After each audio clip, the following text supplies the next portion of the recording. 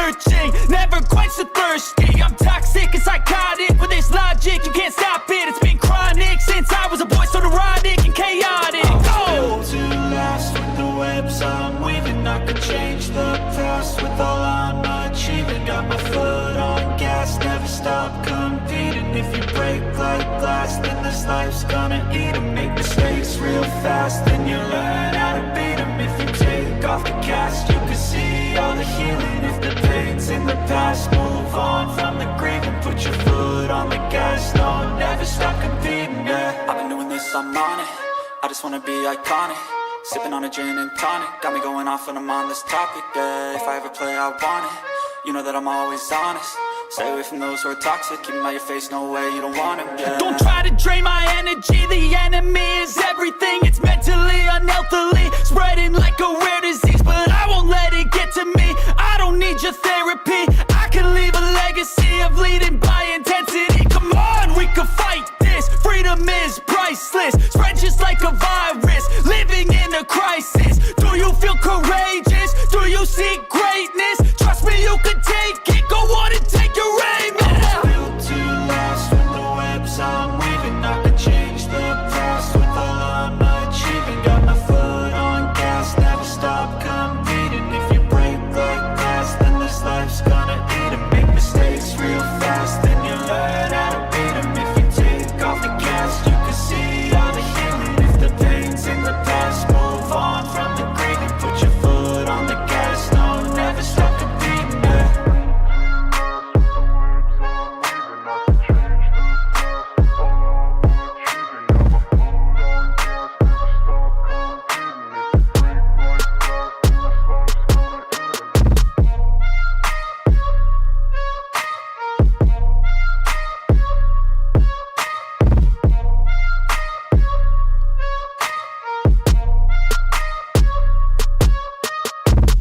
What up? It is a mock draft day. We are doing mock draft things. I am at ESPN Draft Nerd Jeremy Green. We have 9 minutes until we will be going live with our Walk the Mock draft. So if you want in, you have 9 minutes. The link is in the description of this video. We still have plenty of teams available. It seems like every time I turn my head, a new team is taken. But we still have plenty of teams that are left to take. We're going to go 4 rounds today. Tank will be joining us momentarily. He should be, I'm going to say 8.5 minutes from now, he's going to be good, I think. He is making sure that ESPN Radio is on in the Asheville area, and then he will be joining us. We have our first super chat of the day, which means I need a button of some kind. So let's get to the button page. Where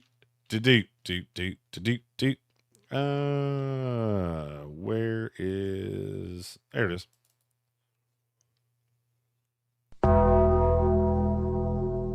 That's perfectly fitting for this super chat because it's from our buddy Soaring Eagle, who said, I get we got Evan Ingram. Our search for a tight end ain't over yet, Sean. I am not so sure that that's how he feels.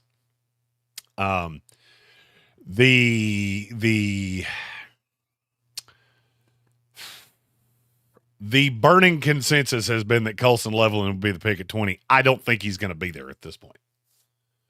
So I could easily see them adding another tight end later in that day 2, maybe even early day 3 range. But I do believe Evan Ingram will be the starter. Timothy O'Toole asked, how can we get your rankings? So my rankings will be live on Walk the Mock sometime this weekend. I submitted them this morning. I will let you know when they hit up on there. We are going to talk about my ranks today. So as we do this mock draft, we are going to be talking about my top 100. Top 100 is done. It is set in stone. This is what it is going to be because I don't care that much about pro days. So pro days are not going to change much.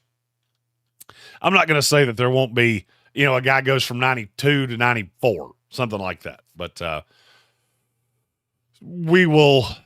you basically what you're going to have today is what you've got. Dark Soldier asked, after free agency, do you plan on grading every team's free agency? Yes, we will do that next week. I will be gone Monday and Tuesday. My birthday is Sunday, so my wife and I are going to take a couple days away before the draft gets completely crazy because that last 30 days is going to be nanners. So we have got 6 minutes, 10 seconds left. Still have teams available. So if you would like to get into our little mock draft experiment here, take that link. I will tie it to the chat right here. Pin that up there. You can go right there to walk the mock. Use our promo code NFLDraftNet, all capital letters, no spaces. That'll give you 20% off either your first month or your annual subscription. I just did the annual. It's $24 a month with or $24 for the year with our promo code. And we will be doing probably 3 more of these. So great chance that we will do 3 more walk the mock mocks that are probably 7 rounds apiece. I would say this will be our only 4-rounder. Got 5 minutes left. About half the teams in the league are taken. Tank is in there as the Tampa Bay Buccaneers. C. Evan Doyle in as the Bengals. Jonathan Welch is the Browns. Ben Whitley is in as the Jacksonville Jaguars. Austin Groves in as the Detroit Lions. Andreas Pinckney in as the Saints. There is the Cantankerous as the Tampa Bay Buccaneers. Tito Bino in there as the Carolina Panthers. Red Sea as his beloved Arizona Cardinals. We have Grayson in there as the Seattle Seahawks. Putting in work with Bill Workman there at number 3 with the New York Giants. Zach Hurst in as the Dallas Cowboys. Tyson Carter as the New England Patriots. We have 4.5 minutes left. When that timer at the top of that screen expires, there's nothing I can do. It is what it is. We are locked in. We will be locked in with the teams that we have. So you have roughly 4 minutes, 15 seconds to get in to our mock draft. Go to the draft is now active. I will not do that until we are at that 4 minute or at that about the 1 minute mark.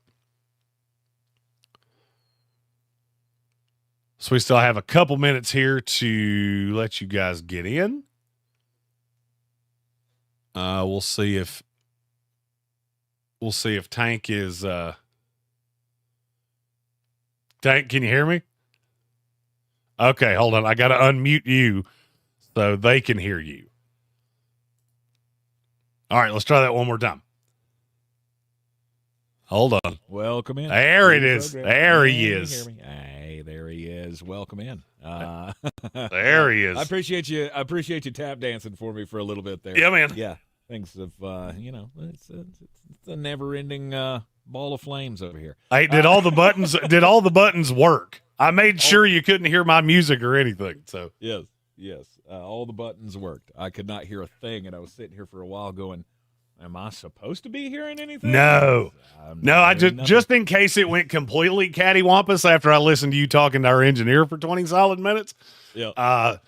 I made sure that nothing that happened off this computer was going to come through that computer.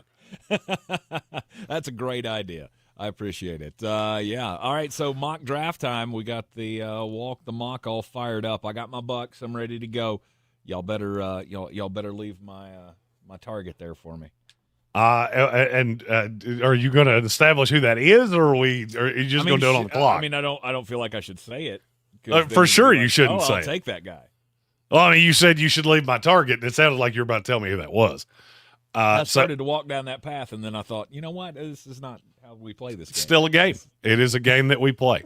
That's right. You guys have 2 minutes to get into Walk the Mock if you want to be involved in this mock draft. All right, so as I'm looking at NFLDraft.net, getting my prospect rankings and the such. And by the way, Tank, we didn't get to talk about this because you were super consumed. I feel like for the ESPN radio show that we're going to record as we're doing this, in my top 100. So we will the opening segment we'll talk about. Hey, the mock has started. We're doing stuff. I have my top 100, and I will send you that link to your show email right meow Thank you very much. That was going to be my question: was where is this top 100? Yep. Don't look at the one on the left. That was the summer scouting top. That actually wasn't summer scouting. I think I consolidated that at the Senior Bowl. So look at the one that has the purple blocks beside it. Okay. And if you want to know what number they are, look at the cell number, because that's it's on the You far and your left hand. spreadsheets, man. You just blow me away every time. I am a spreadsheet witch, bro.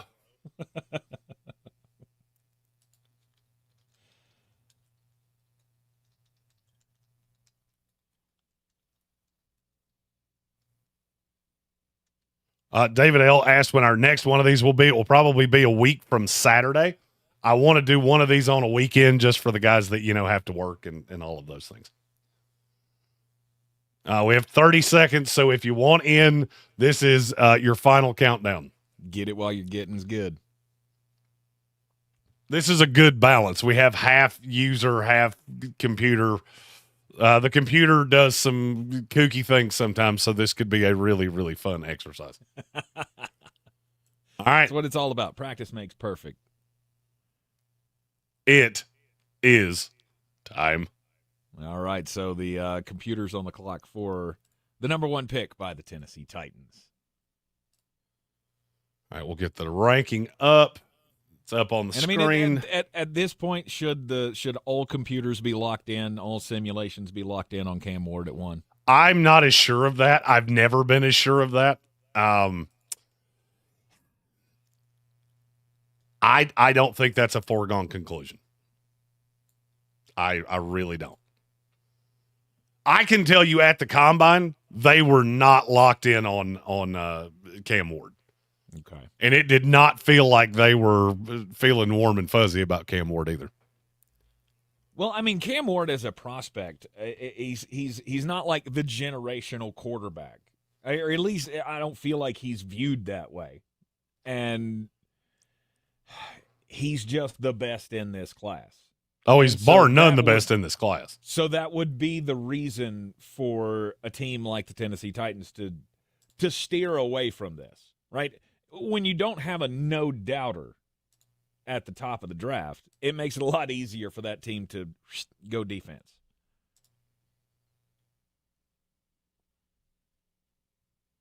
Okay. And here we are, Cam Ward. Cam Ward, your all-time leading passer in college football history.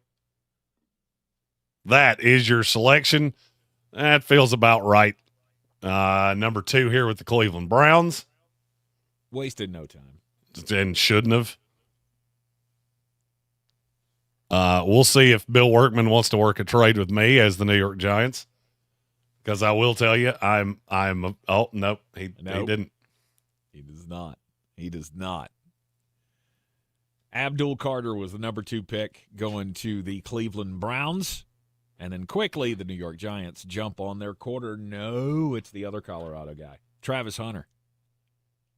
Cornerback wide receiver for the New York Giants. He and Malik Neighbors would be a fantastic combination. I would like that a lot. And look, there's a great possibility that's what happens. I think they would take Shedeur Sanders. Putting in work with Bill Workman is kind of like me in that I don't buy Shedeur as much. Mm-hmm.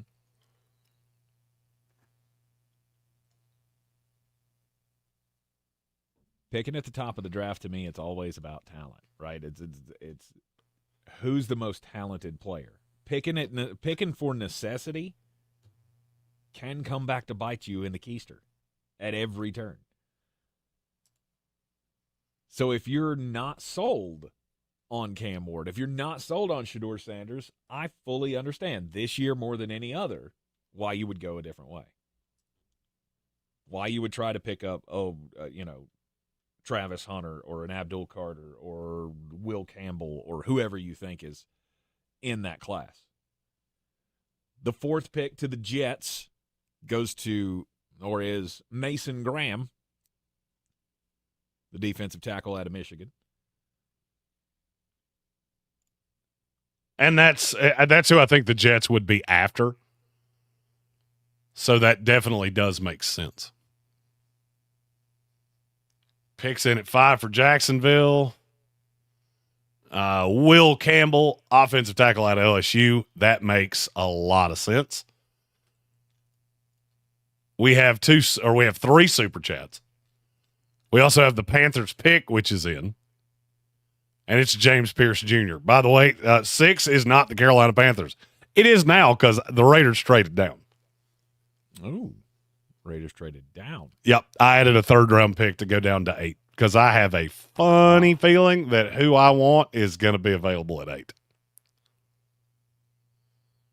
Nice. Somebody said check your trade requests. Where is that? You see that thing underneath the overall picks that says incoming and outgoing? Incoming and outgoing. Uh-huh. Just click the plus. Gotcha. Or actually, you should be able to click incoming. Oh, and the Patriots traded their pick to the Bears, which is, not going to lie to you, kind of what I was hoping was going to happen because I have a funny feeling that Ashton Genty is going to go at number 7.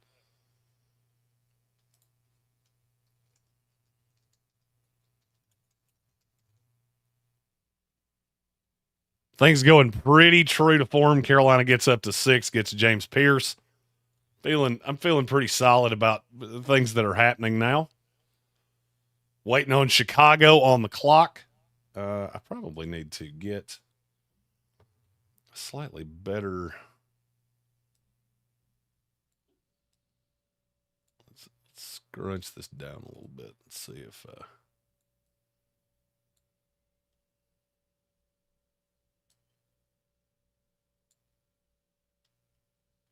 Do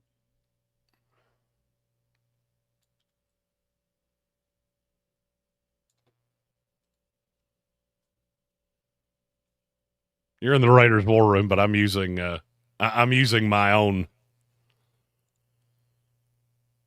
Bears trade up to 7. Take Will Johnson. I did not see that coming. So for me, this has worked out nicely because I have either of the guys that I could possibly have wanted. So at 8, I can take Ashton Genty, the running back out of Boise State, or I can do what I'm going to do, which is take Shedeur Sanders. Yes. I'll put Shedeur Sanders behind Geno Smith for 2 years. I think that's his perfect scenario, is that he gets to sit behind Geno, learn how to be an NFL quarterback, be in the room with Tom Brady, and I had an extra 3rd-round pick to do it. Mm-hmm. And by the way, that's who I was taking at 6, too. I love that scenario for the Raiders, that Shedeur falls in their lap. They're able to move down a little bit. And I still get a developmental quarterback. Because, look, with Geno Smith, I'm not going to be picking in the top 7. So next year, even if the quarterback class is great, I'd have to mortgage the farm to go up and get a young guy. Shedeur Sanders, if I don't have to play him right away, is very intriguing. Well, you have to come up with a solution for the future. For sure. And it's not Geno Smith. And I can go the Jordan Love That's route the with stop. Shedeur Sanders. I mean, they'll be doing flips in the war room of the Las Vegas Raiders if they can trade down and still get Shedeur. Just what I did. Good for me. Colts trade up to number 9 and get Tyler Warren out of Penn State, which I think is really solid. I love Tyler Warren, but I do think Colston Loveland is closer to him than most people want to believe. Mm-hmm.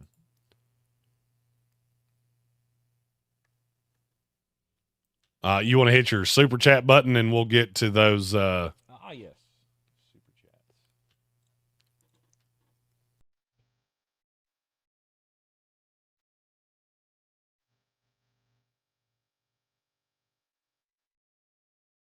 Got one from Sir Jim. He said he's listening until his next client. College basketball, go Gators. Gross. Gross. Yeah. We like Jimothy, I mean, even if he is a Gators fan. I don't mind Gator basketball. It's only the football team I really hate.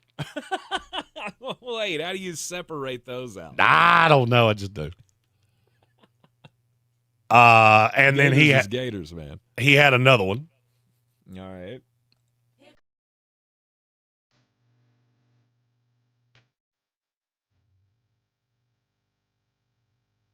said whoever has Dallas don't falafel it like Jerry Jones does.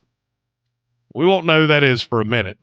We did just have New England, who traded down twice, that wound up taking Armin Mimbu at 10. I don't mind Mimbu at 10. I really don't like him at 4. And look, the measurables are good. The tape is good. I don't have issues with him. I don't know where this idea that he's the bar none best offensive lineman in this draft, I don't know where that came from. San Francisco at 11 takes Kelvin Banks. I'm not going to lie to you. I love that fit. I think Kelvin Banks starting as a right tackle, maybe even a guard, in a zone scheme like that, Lord have mercy. He could be really, really good in that scenario. It also puts him in something that he's pretty familiar with. So that's pretty solid. So the Armin Mimbo thing, yeah, I mean, has that taken over now as he is the best left tackle prospect? He's not a left tackle. In the He draft? can't Is play that what left they're tackle. saying? He's never done it in his life, and he never will. He's a right tackle. That's the thing that blows my mind of why are we talking about taking him at 4? So who is the left tackle in the draft? Because you've said it's not Will Campbell, that he's an interior player. Short arms and all. It's not Mimbo. Is it Banks? What are you asking me here? Sorry, who's the top left tackle prospect in the draft? I still think it's Will Campbell, but okay, but I thought you said Will Campbell's arms were too short and he'd have to play on Will Campbell's arms are too short for many evaluators. I think myself and New England both look at Will Campbell and say, no, he can play left tackle. Him and Bernard Raymond have virtually the exact same length arms.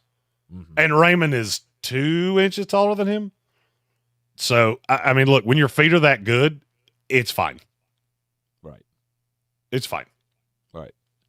All right, so Kelvin Banks comes off after Armin Mimbo to the San Francisco 49ers with the 11th pick. At the 12th pick, Cowboy Zach Hurst for the Cowboys. Takes Ashton Gianti. Which is fine. I'm fine with him at 12. By the way, answer Red Sea's trade request. His pick's coming up. Ah, yes. Well, I mean, I was just waiting to see how the draft shakes out,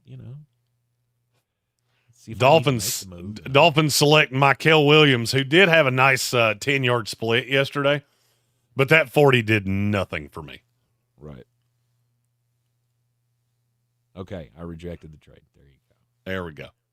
All right, now we're cooking happy? With gas.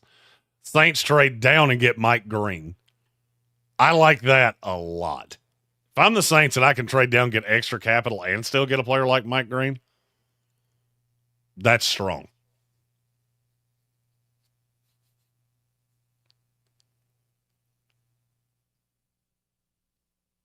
And now Atlanta's sitting here going, oh, duty. The run on edge rushers happened before us, and now we're going to have to take stupid Jalen Walker. Yep. That's where it sits, unless you want to put Shamar Stewart down there. I can't believe Shamar Stewart hasn't gone yet. By the way, that's who I think Carolina would take. At 8? Yes. Okay. There are a lot of people like me that look at Shamar Stewart and go, hey, you played for a dum-dum coach. When you play for a gooder one, you're going to be just fine.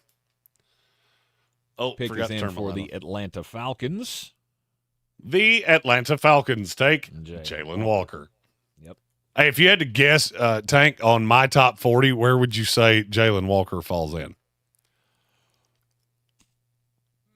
I would say it's like 33-ish. Damn.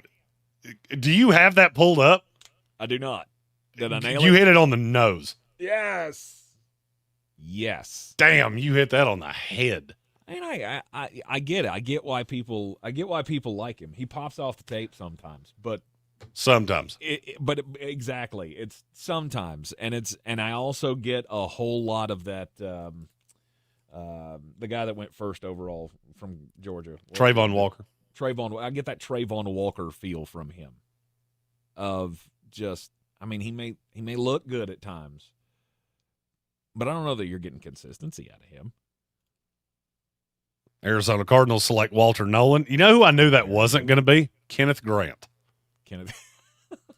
I would have bet you anything you want that wasn't going to be Kenneth Grant. Right.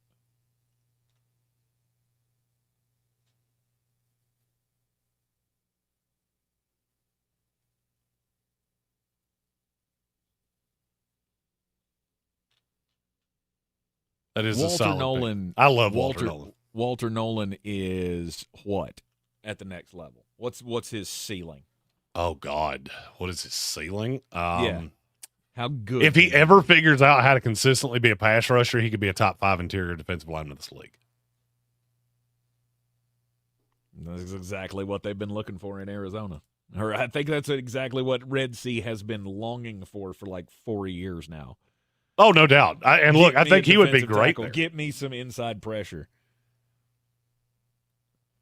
We have a super chat from Red Sea.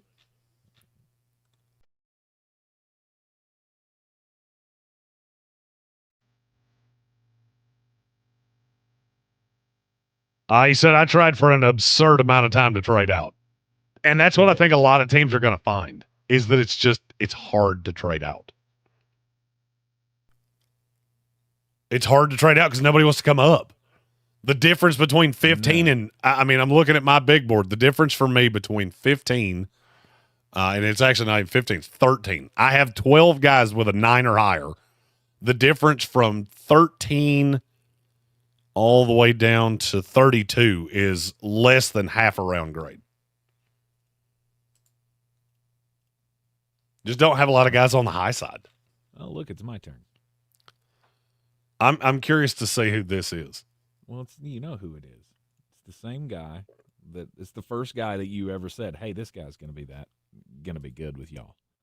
Siobhan Ravel. I love him so much. I want he and I to be best friends and do karate in the garage. He could be a very nice little Spitfire zone corner. He's Tariq Woolen. I'm all about it. He's Tariq Woolen. It's exactly who he is. Look, if you're Tampa Bay, you got to reset the decks with this secondary. I mean, other than Antoine Winfield, everything has been a disaster since the Super Bowl run.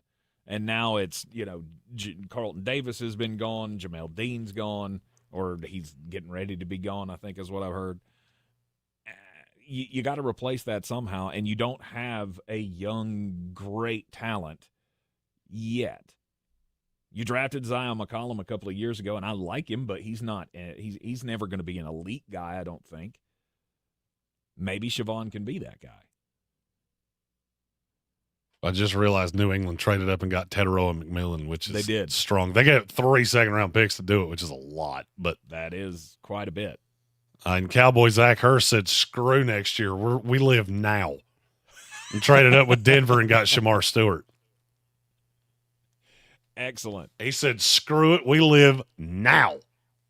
Tetaroa McMillan at 17 to the New England Patriots. The Seattle Seahawks at 18 take Colston Loveland. I love Colston Loveland. I don't know why he gets so much shade. It kind of blows my mind that quarterback situation was that bad, and yet nobody just gives him the blip. Mm-hmm. It's borderline comical to me. I took East Carolina's Siobhan Ravel Jr. Nope. Say his name right. What is it? Savone Revel. Savone Revel. I like him even better now. Hell yeah. We'll have the Revel yell. Oh, yeah. By the way, this year we got T-shirts. Oh, yeah. You want to play that fun game of, hey, Jeremy, say his name right. Hey, first one of you bastards that does that, I got a button for you.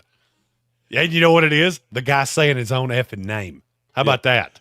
Siobhan Revel Jr. out of East Carolina, cornerback going to the Tampa Bay Buccaneers with the 19th overall selection. Notorious B.I.G., he's a smart man. Big, you should send me an email. We'll just put you to work because you're a damn smart guy. Said, I think Darian Porter's closer to Tariq Woolen. I actually agree with you. I like the comp on Porter better to Woolen because Woolen was a really raw corner because he had played receiver. Darian Porter also played receiver. Savone Ravel did not play receiver. Mm. He is a corner, and he has corner instincts. The problem is he doesn't press well. So anybody that, because his hands, it's almost like his hands don't work with his brain. And so there are times that he will completely just woof on a press. And then he has to bail out. The thing is, he's so damn fast that it doesn't matter. Unless you absolutely have a targeted window, he's fine. Mm-hmm. At number 20, it was Zach Hurst trading back up. The Cowboys getting back into the first round. What did they have to give up for that? Next year's first round pick. Next year's first rounder, next year's third rounder,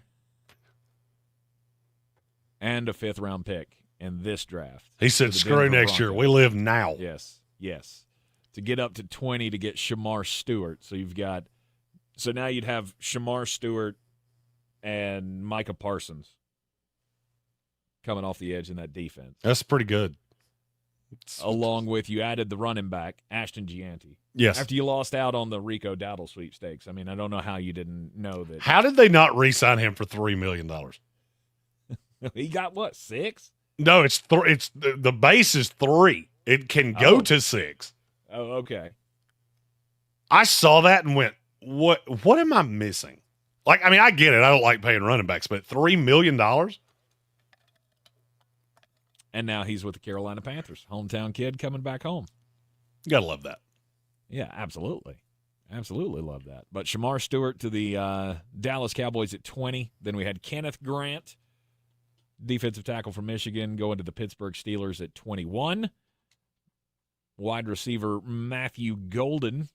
That's good value. Who got Golden? The New York Giants at 22. How did the Giants get up there?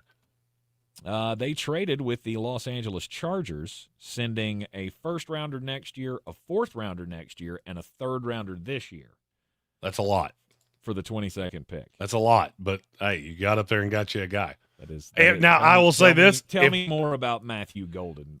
Sell me on why this could be a good idea. Did you enjoy Stephon Diggs? Sure. Would it be fun to have Stephon Diggs that's not a complete train wreck between the ears? Sure. What if he ran a 4.28 40? That's what you got, because that's what Matthew Golden is. Okay. Matthew Golden is Stephon Diggs if Stephon Diggs hadn't gone to the combine, gotten real hammered, and had the worst workout I've ever seen. Nice. Stephon Diggs' combine workout looked like if I had decided to get, like, hey, just give me a number, bro. Let me get out there. Get that jugs working. Let's work on these hands. Yeah, I like Golden. I'm not gonna lie to you. Golden's actually my number 1 wide receiver. Oh, okay. I like Tetaroa. It's just I need a confirmation on the speed. If Tet runs at his pro day and runs a 4.55, he'll go back to 1. But for now, okay. String of computer picks here for the Green Bay Packers at 23. Josh Simmons, offensive tackle from Ohio State. I love him. The medical came back pretty clear at the combine, so he is definitively a 1st-round pick for me. I have him he is my 19 overall. All right, so not bad value at number 23 for the Green Bay Packers. Then the Minnesota Vikings at 24, Jahdae Barron, cornerback out of Texas. What's his best skill? Jahdae can do everything. He can. I don't love him on the outside. And what I finally had to wrap my brain around is he's not going to play on the outside full time. He's going to play that move role. I mean, look, he started at safety, then he moved into the slot. This past year at Texas, they moved him out to the outside, and he won the Jim Thorpe Award. So, I mean, that's solid. At 25, the Houston Texans taking defensive lineman Princely Umanmielen. Umanmielen. His short shuttle was fine. His high end speed kind of disappointed me at the combine, but then I went back and watched the tape, and I got okay with it in my own brain. I don't have him that high. Mm-hmm. I'm pretty high on him. He comes in at 51 overall for me because he can hold up against the run. I don't think he's great at it. I don't think he'll ever be great at it, but he can hold up just enough. Carolina Panthers making a second selection here. Trade was made with the Baltimore Ravens. We'll get to that in just a second. Josh Connerly of Oregon came off the board at 26 to the L.A. Rams. Connerly's one of the funnier stories you'll ever hear. He was a running back. He was a running back. And next thing you know, he's an offensive lineman. And he's got feet like a running back. The only fear is he going to be a good run blocker at the next level? And I don't know. He projects as a left tackle exclusively. But you put him, the Rams would be a great fit for him solely because he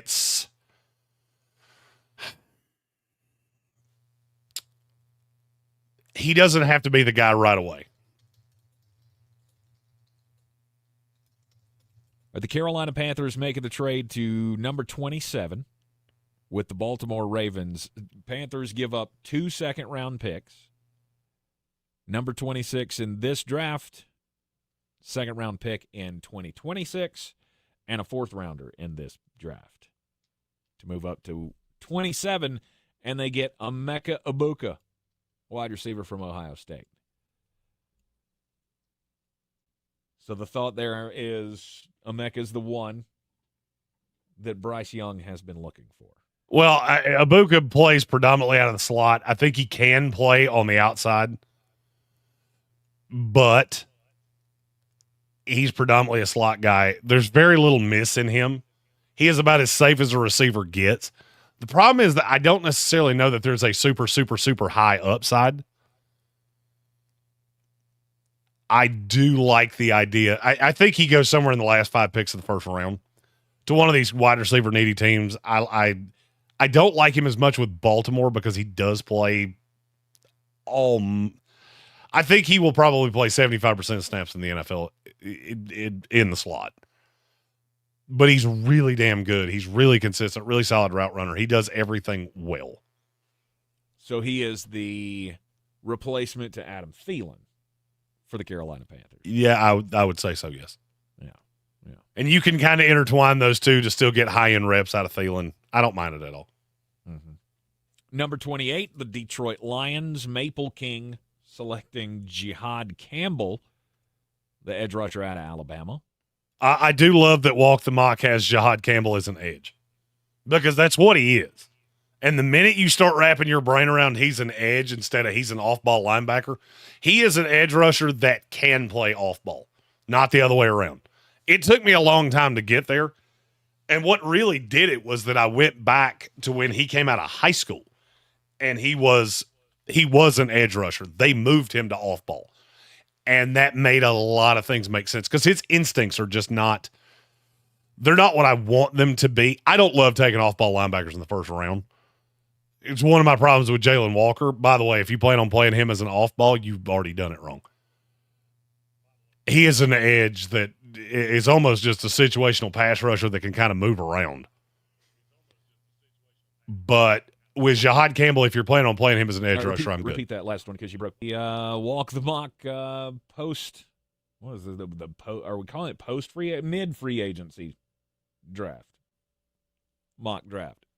Here in the Sportsocracy with NFL draft nerd Jeremy Green at ESPN Draft Nerd on the Twitter machine, and of course the supplier of all the hot takes at NFLDraft.net. Okay, so where did we lose? Where did we have the infarction? Jihad Campbell. We were talking about Jihad Campbell. Yeah, my computer just went all to hell in a handbasket.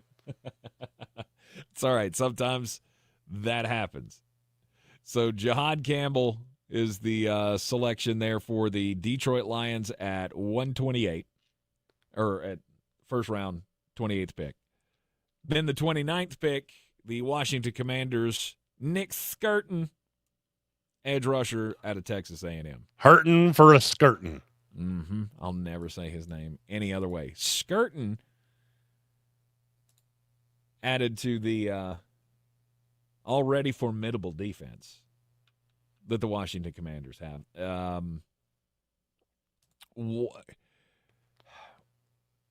Why would you not rather go secondary for the Washington Commanders, though? Like, isn't that their biggest problem defensively? Well, it would have been until they signed Jonathan Jones, and I realized that they're going to keep playing. That they're going to keep playing Sandra still on the outside. Uh-huh.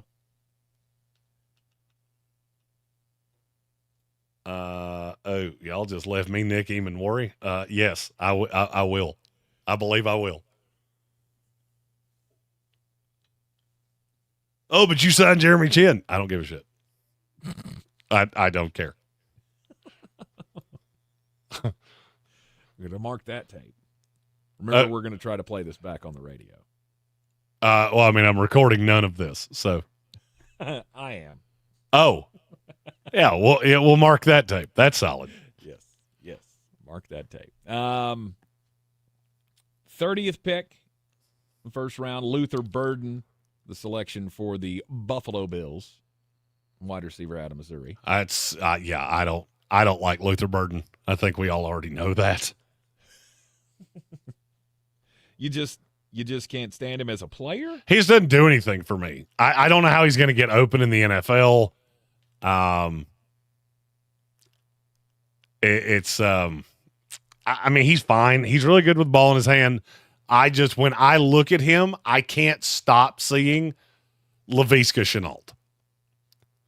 Yeah, Laviska Shenault was really good with the ball in his hand too. Then he got to the NFL and, oh wait, I can't get the ball in your hand. Yeah, can't get him on the field. Seattle Seahawks with the 31st pick after a trade with the Kansas City Chiefs. So Grayson trading 218 in this draft, 435, and a second-round pick in 2026 for number 31. And Tyler Booker out of Alabama is his selection. I don't love Booker. I don't really see what it is that other people see in him. Looking at my top 100, which we'll dive into a lot deeper later, I have Tyler Booker at 43. I mean, I think he's a mid-second round pick. Mm-hmm. There's not a lot that for me to love there. I don't understand what it is that people see in him. I think he's fine. He's fine. He's just nothing to write home about. I'd rather have Gray Zabel. And now I know Zabel's gone, but I don't. He wasn't at that point. He was. Zabel went at 21. No, he went at the first pick of the second round. Oh, then yes, I really don't understand that. Right. That was Booker comes off. Sorry, picks it was. I looked at the screen too fast. I saw 2-1 and saw 21. It was 2-1. One. Exactly. The final pick of the first round, the Philadelphia Eagles trade out with the Jacksonville Jaguars. Jacksonville gives up the fourth pick in the second round and the 24th pick in the third round to get up to number 32, and they take Malachi Starks, the safety out of Georgia. Malachi Starks is the guy that 2-3 years from now we'll look back on and go, how did we let him fall that far? But I mean, look, he's a very good football player. Is he a super, super, super dynamic safety? No. Is he Kyle Hamilton? No. Is he Minka Fitzpatrick? Kind of a wish version of it. But I mean, if you get him at the very end of the first round, I'm fine with it because he'll come in and start for you for 10 years. Yep. And then the start of the second round. First pick to the Cleveland Browns, and Welch taking Gray Zabel, the tackle out of North Dakota. Well, and Gray Zabel can play 4 of 5 positions on an offensive line. The only thing I don't think he can do is play left tackle. Outside of that, there are teams that think he's the best center in this class by a mile. They think he's the best guard in this class, and he probably actually starts at right tackle. Mm-hmm. Second pick. Put in work. Running the Giants takes Jackson Dart, quarterback out of Ole Miss. That would be an ideal scenario for the New York Giants that Jackson Dart falls in their lap. Now, let me say this as clearly as I can. there is a better chance that Jeremy Green goes in the second round than that Jackson Dart does.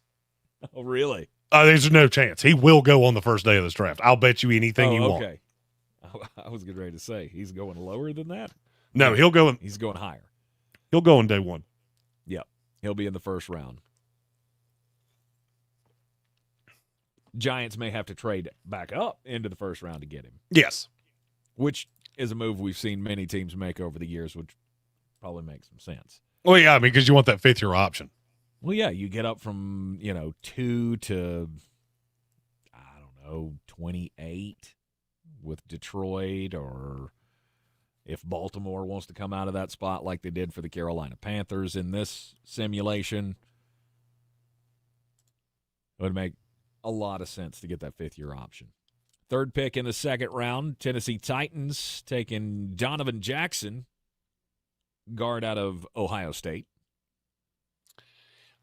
I don't hate it because he can play a lot of different positions. I mean, he fell into left tackle when Josh Simmons got hurt. And he played admirably. I just think he's a guard in the NFL. But I don't see a way that he's not a valuable piece. He's a top 25 player at his position for the next 6 to 8 years. Mm-hmm. There's nothing really wrong with that. Now, do I think it's too high at the top of the second round? Yes, I do. Tennessee's also signed about 14 offensive linemen, so I think they're going the vet route on the O-line. Mm-hmm. Fourth pick in the second round was Derek Harmon, defensive lineman out of Oregon. And then Jeremy follows that up with the fifth pick in the second round. Las Vegas Raiders taking Nick Emanwari from South Carolina. Which he will never fall that far in a real draft. But here in this situation for the Raiders, that's a great move piece on that defense.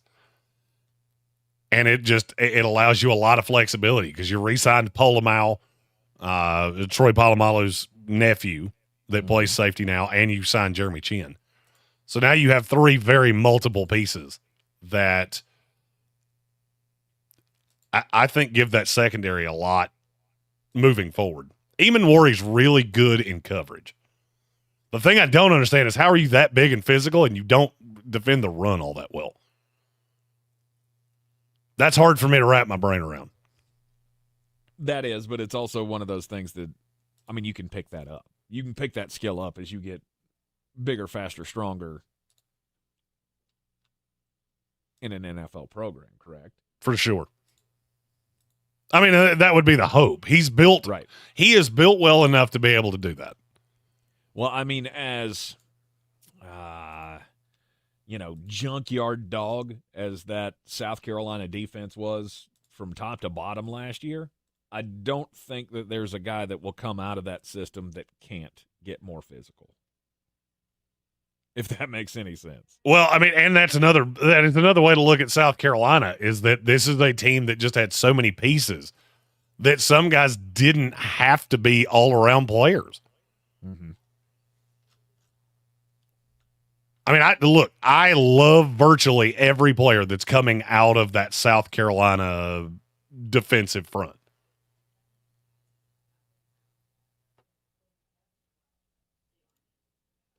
As you should.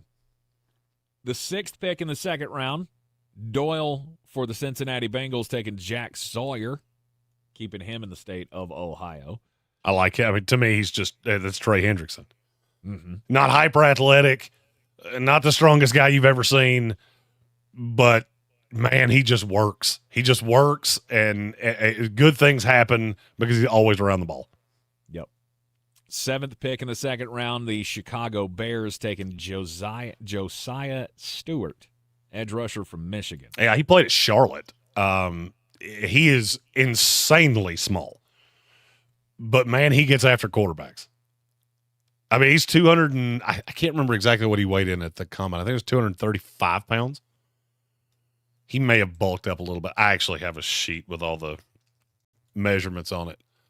But Stewart had like a 28% pass rush win rate last year, which is insane.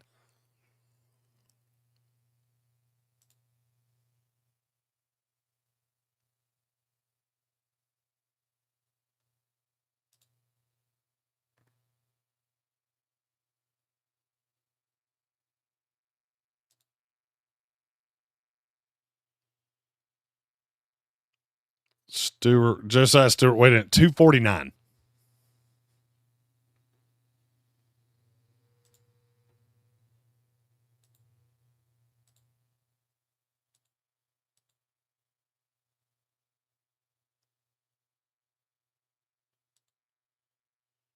Oh, Tank went dead silent. Now I figured out why. Because he's having to pick his player. I got 20 seconds to make a pick here. Tank can't walk and chew gum at the same time, so he had to. I don't multitask well when it comes to computer screens and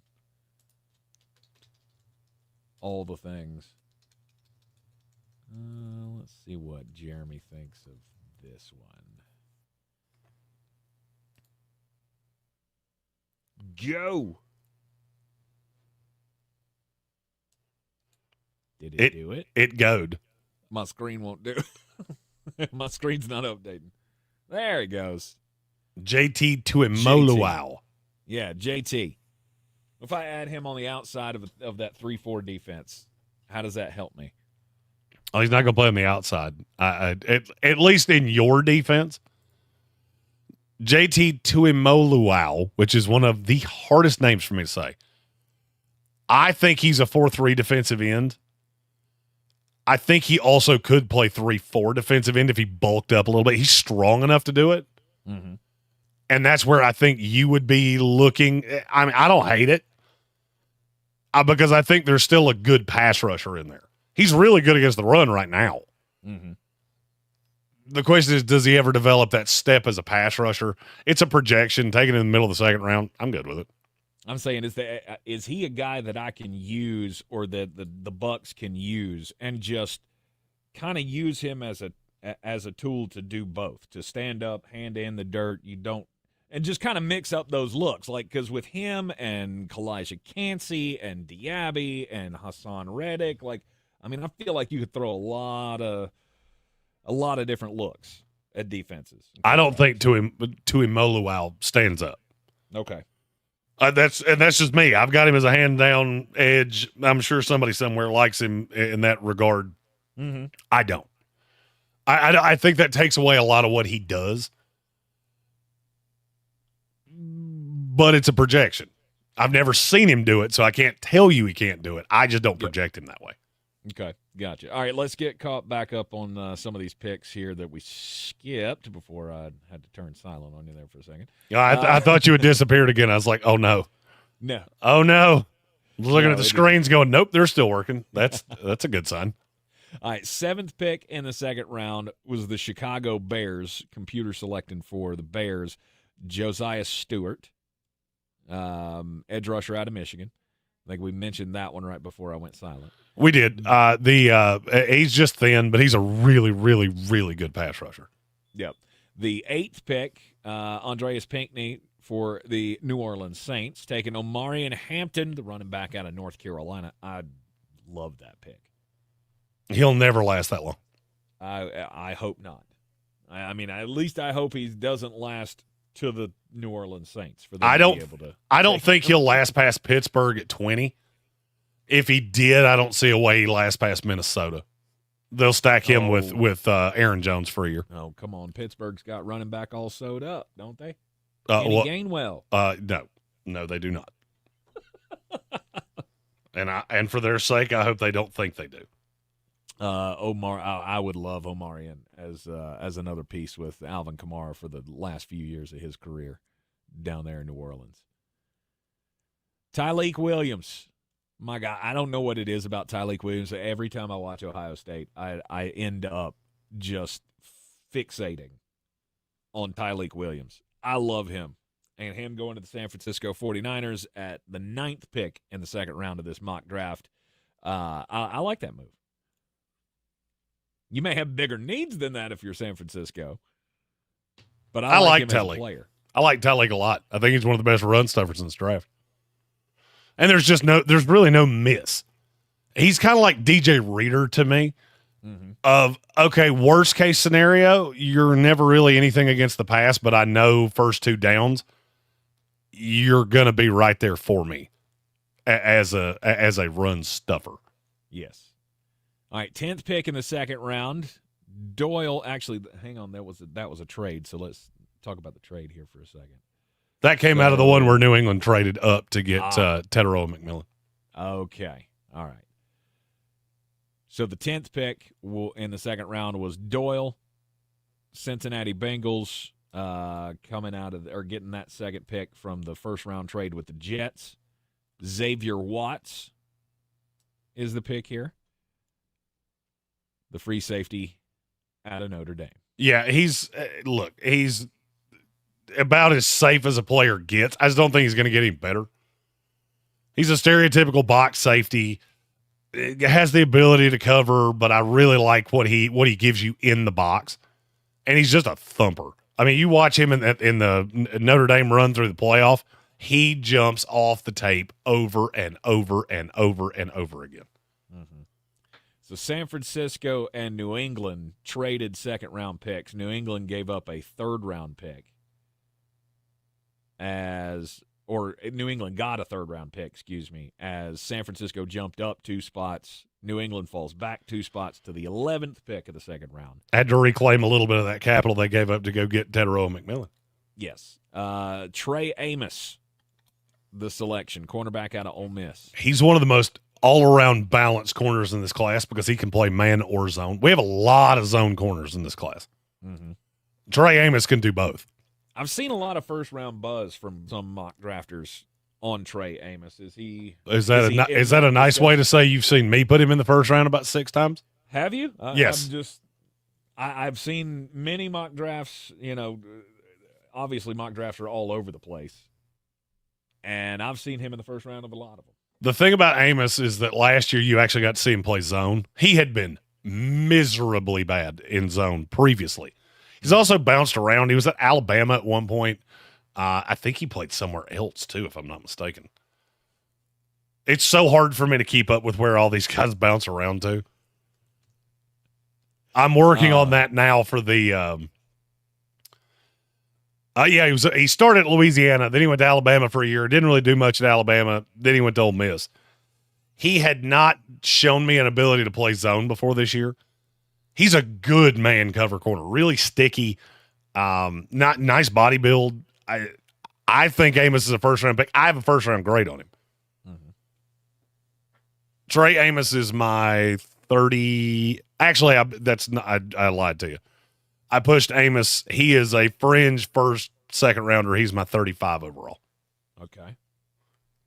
And here he goes with the 11th pick in the second round to the New England Patriots. That's good value. And Cowboy Zach Hurst with the 12th pick of the second round for his Dallas Cowboys goes Jonah Savanea. So basically, he's come out of this with Genty, Shamar Stewart, and Jonah Savanea. This would already be the best draft in Dallas Cowboy history since like the Jimmy Johnson era. Yeah. Savanea, the guard out of Arizona. In Green Bay, we need to be careful. If Cowboy Zach Hurst wanders away, it might be because Dallas came in and stole him.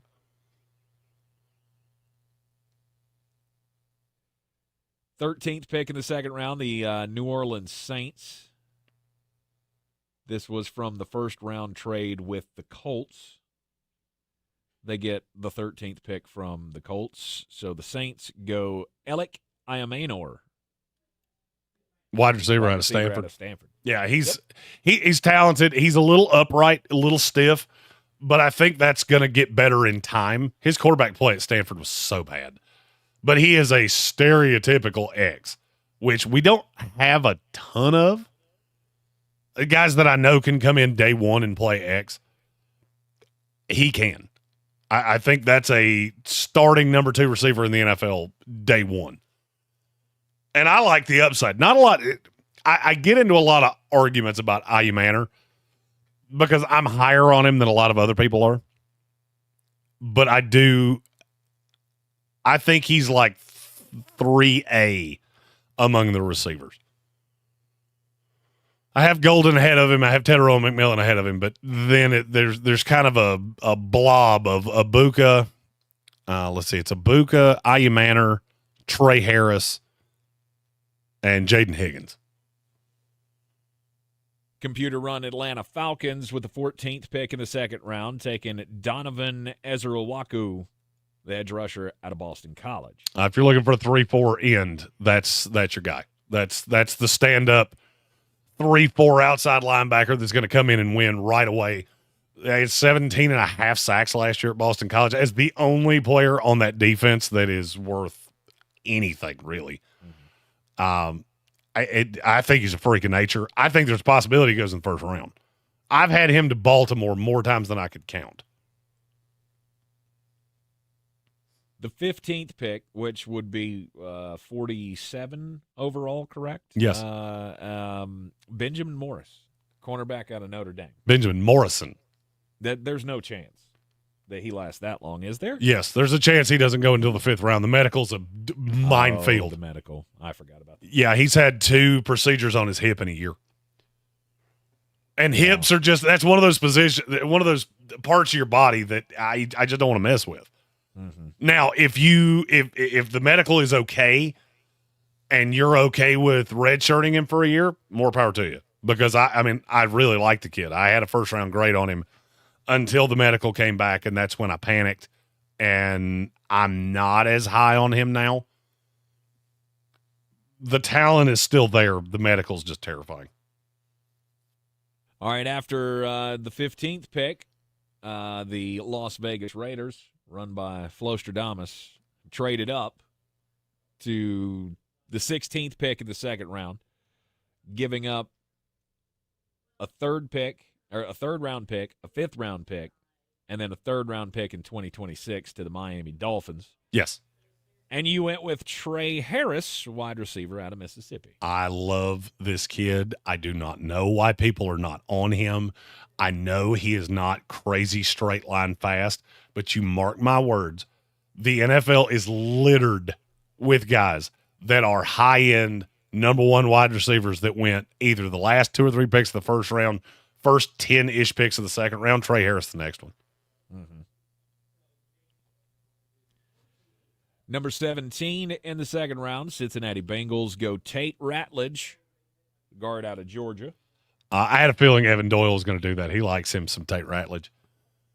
As you should. He's another safe guard. If you need a guy that can come in and play right away, and I'm not necessarily worried about the projection 5 years down the line, I'm worried about I need a guy that can play right now. Mm-hmm. He is one of those.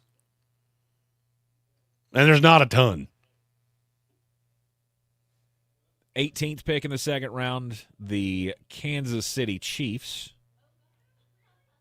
This was one of the picks from the Seattle trade where Seattle got back up to the back end of the first round. And they take Azareye'h Thomas, cornerback out of Florida State. He's more raw to me than people believe. He didn't get thrown at a high amount at Florida State because there were so many other places that you could attack in that defense. I don't see him as a day one starter. He has a really high upside. I just think you're going to have to be really, really patient. He's one of those, if he plays 300, 400 snaps this year, I'm perfectly fine with that. Mm-hmm.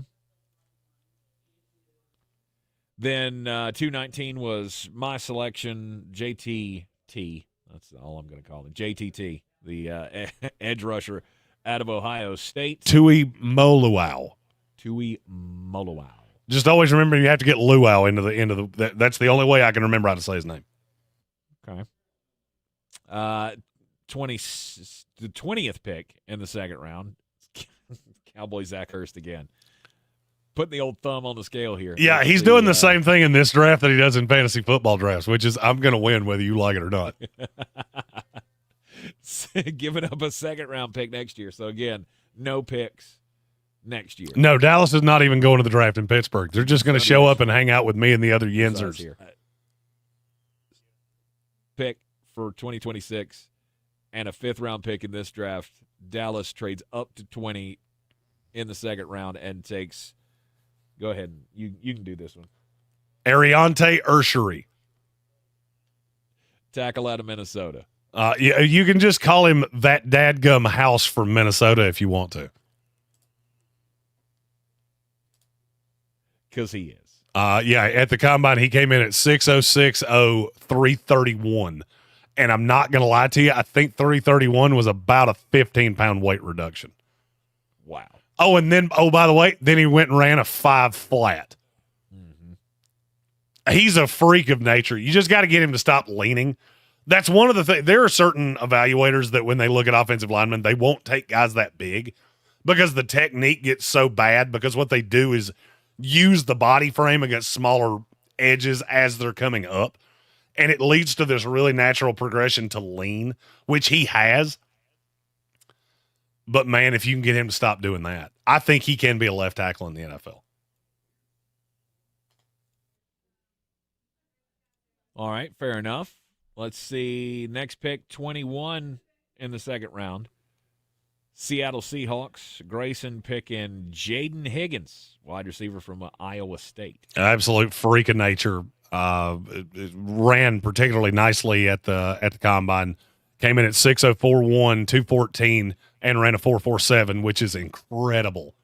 Played a lot out of the slot. I think he can play X at the next level. He falls into that line that I say about unicorns. He's a unicorn. I just can't decide if I want to ride it or eat it. Both are intriguing options. For sure. I mean, it could be a delicious meat. I don't know. It could be fun to ride. You don't want to ride your pig. You want to eat the pig. You don't want to you don't want to eat a horse. You want to ride it. You got to figure out what skill it is that he has that you can really narrow in on. He could be a really big matchup nightmare slot. And I know this is not an apples to apples comparison because he's a wide receiver and the guy I'm getting ready to say was a tight end. He could be a Darren Waller level matchup headache playing as a big slot. Jaden Higgins is the issue I have with a lot of the secondary tight ends. If you're just a big slot, why would I not just take one of the guys that I already know can do that? Mm-hmm. Why would I take a big tight end and use him as a wide receiver when I could just go take a wide receiver that's faster?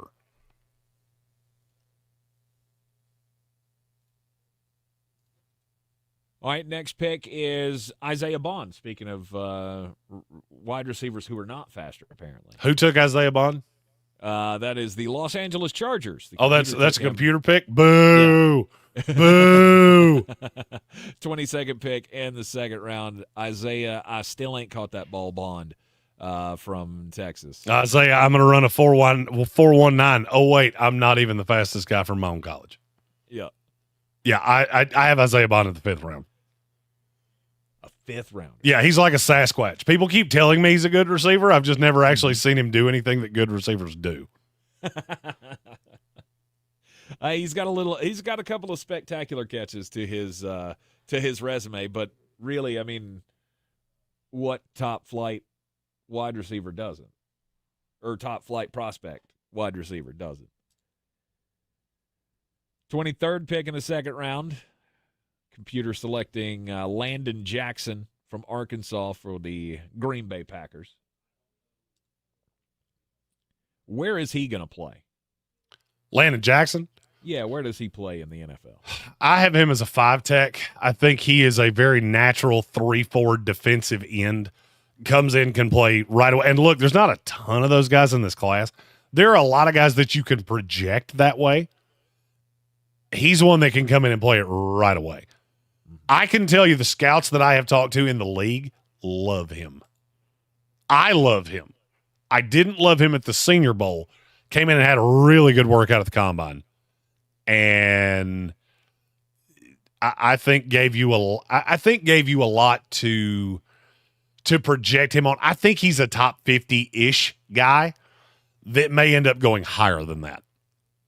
My question is when the coaches get involved, which is about right now, and they're really, really involved right now. Who wins out, the scouts or the coaches? Because the scouts are going to love him. I'm not sure that the coaches are, because there's a lot of. My dad had this phrase growing up, and I never really understood what it meant until I got into scouting. Everybody has a belly button. You know, every player that you're drafting at this point has a deficiency. It's just how bad is the deficiency? And it kind of falls into the belly button thing. Well, some people have very cute little belly buttons that have like a little piercing in it, and it's cute. It's still a belly button, but it's cute. And then some people like Tank, you could hide a beer can in there, and it's not as cute. It's not. It's not as cute. It's my belly chasm, really. Not necessarily a button. No. Cameron Williams, he was the 24th pick in the second round by the Buffalo Bills computer-generated team, computer-run team here. Cameron Williams, the tackle out of Texas. Really raw. Could be a guard, could be a tackle. I think he projects better as a guard at the next level. He's just a really, really big kid. No terrible habits. He's just played a lot and does not seem to have developed at the level that I want, which tells me there's probably a ceiling on him that's scary. And that is, I think, what pushes him down to here.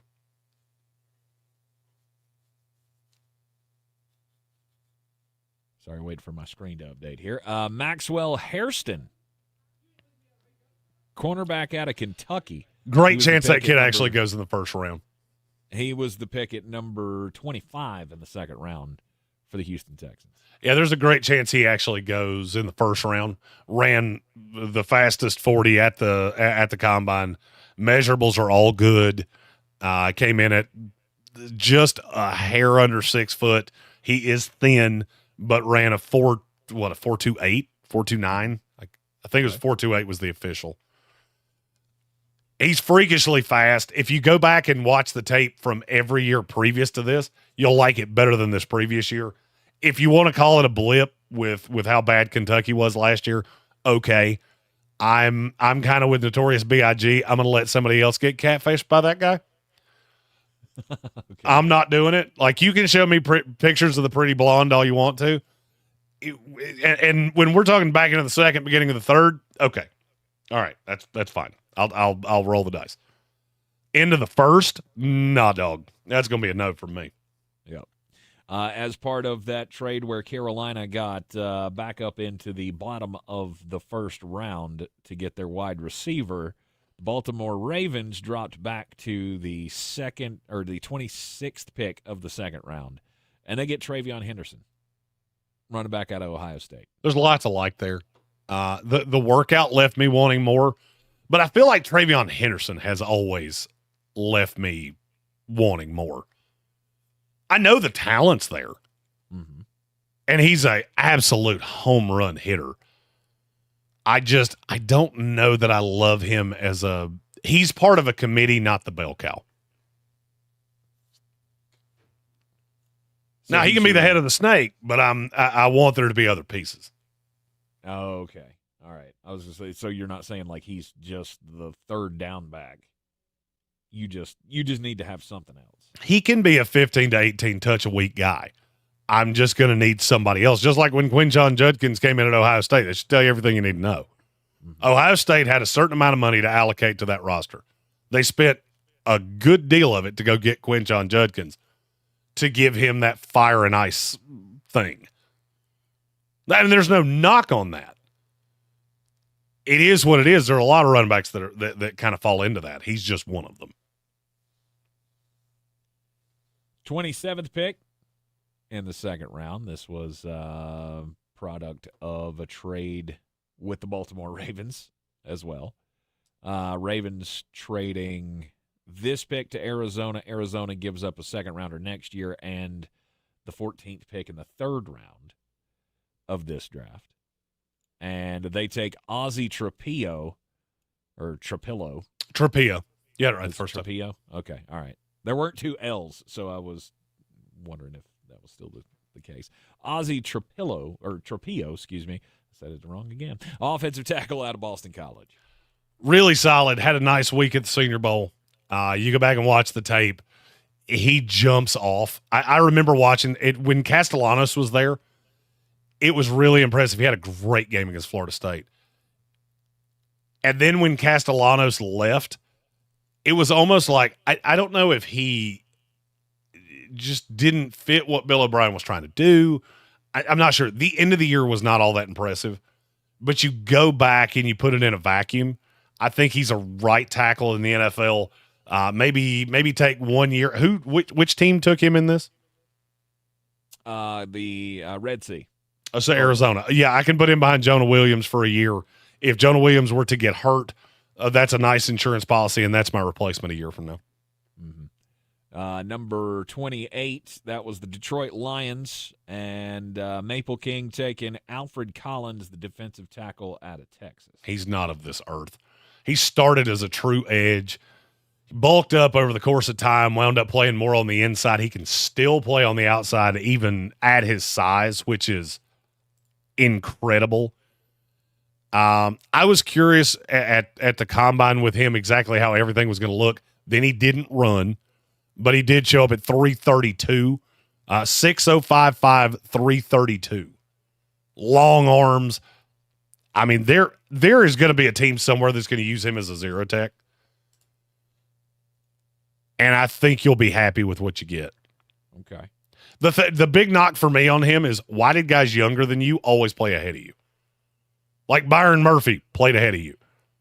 Why? Devondre Sweat played ahead of you. Why? If you're as good as they were and you were older than them, why did you get passed in the pecking order? Mm-hmm. 29th pick in the second round, Washington Commanders take Andrew Makuba, safety out of Texas. If you want a safety that can cover, that's the one. He's just undersized. Absolutely. I mean, he can stick like glue. He showed that in the playoff. He did. You also go back to the Clemson tape. That was good. He's just small. You know, if he was 6'01" and 205, you're probably talking about a guy that goes in the top 50 picks. He's 5'11", 186, with really short arms, really small hands, and he didn't run as fast as you would want him to. Even at 4.46, at his size, that's still pretty that's slow. But he's just a football player, and I'm a fan of that.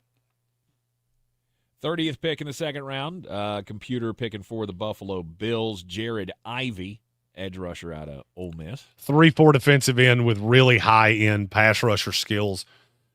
I think he can play on the inside in an even front. I think he plays on the outside in an odd front.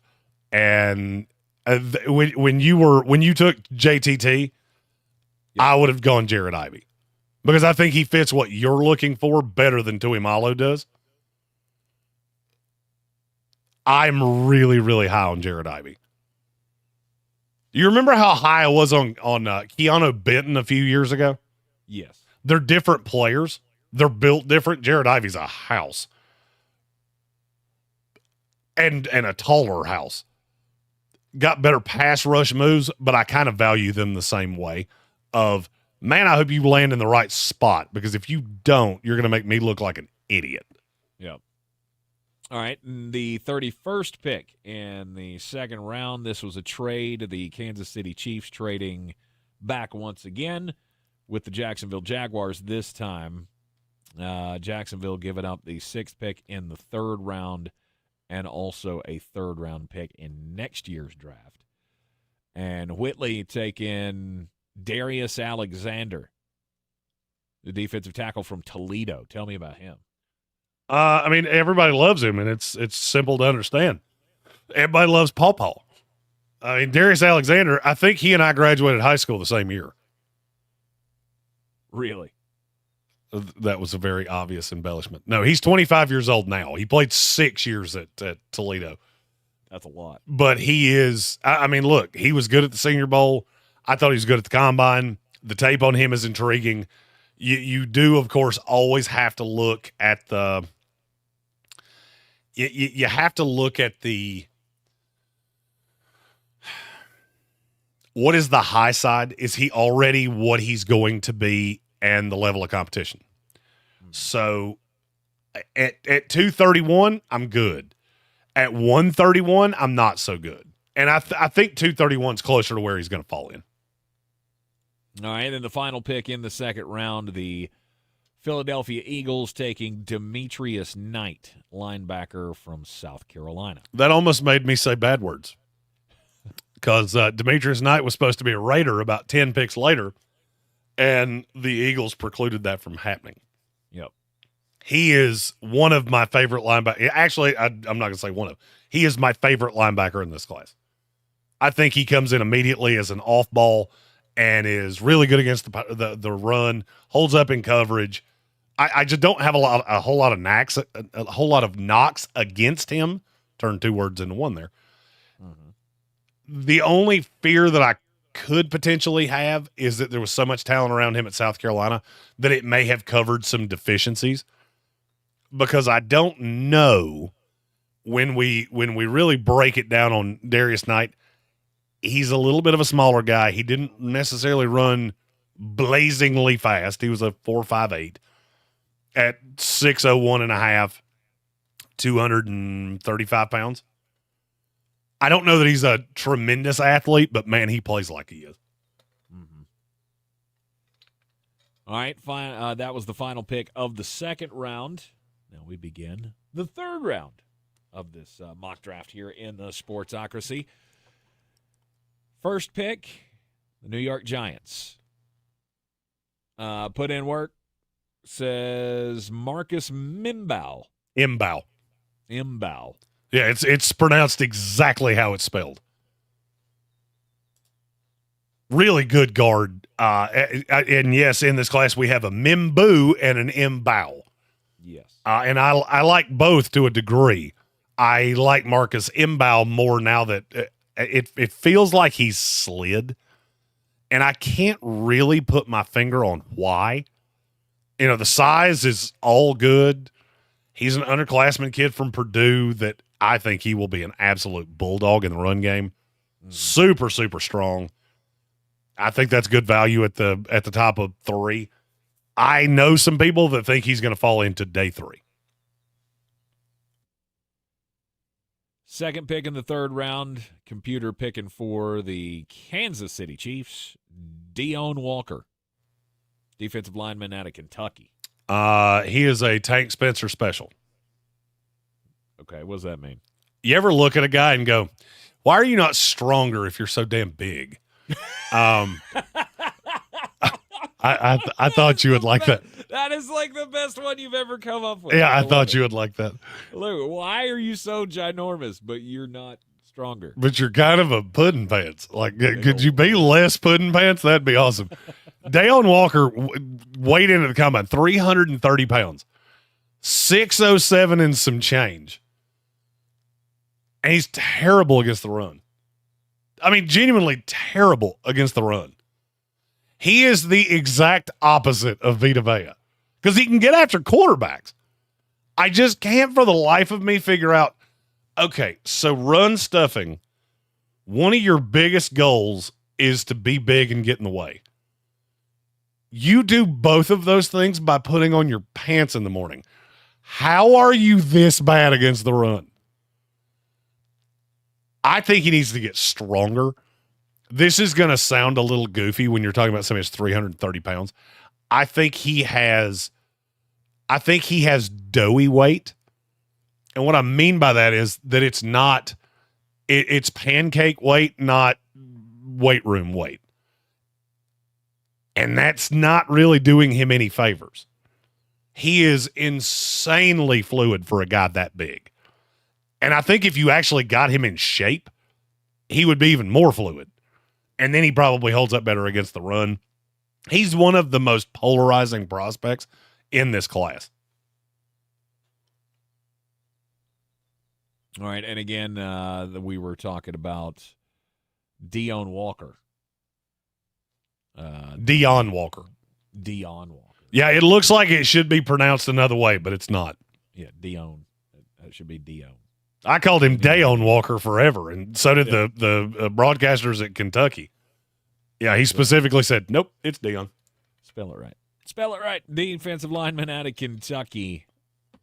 That was the second pick of the third round. Third pick of the third round, the Cleveland Browns. Welch picking Jalen Royals, wide receiver out of Utah State.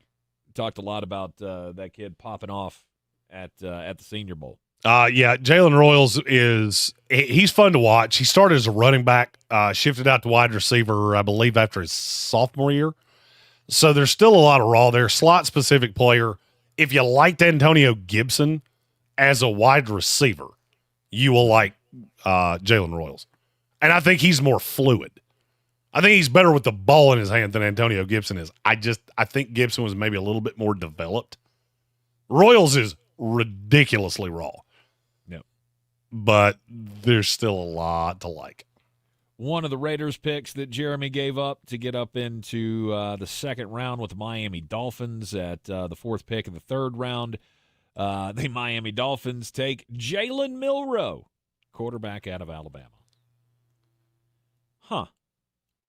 Well, computer, that was an interesting pick. Dumb. That was a real weird way to say dumb. I feel like the Miami Dolphins are not going to be going down the path of Alabama quarterbacking. No, especially now that they have their quarterback of the future, the MILF Hunter, Zach Wilson. Fifth pick, Doyle getting, let's see here. This was, from the first round trade with the Patriots. Doyle for the Cincinnati Bengals taking Harold Fannin Jr., the tight end out of Bowling Green. He had one of the ugliest falls from my pre-Senior Bowl top 100 to now. He went from, I think he was 67 to completely out of my top 100. There's a lot to like. It's just the only problem is that when I've seen him against similar competition, he just fades away. Mm-hmm. Hyper athletic and really good hands. I'm just not sure that he's not one of those guys that gets to the NFL and just washes out, because he's not crazy fast. He's not crazy strong. He's not crazy big. And I'm not real sure how he's going to get open. At the Senior Bowl, I've never seen a player that just disappeared for extended periods of time the way he did. Mm-hmm. Especially when he was a guy that I went down there specifically to watch.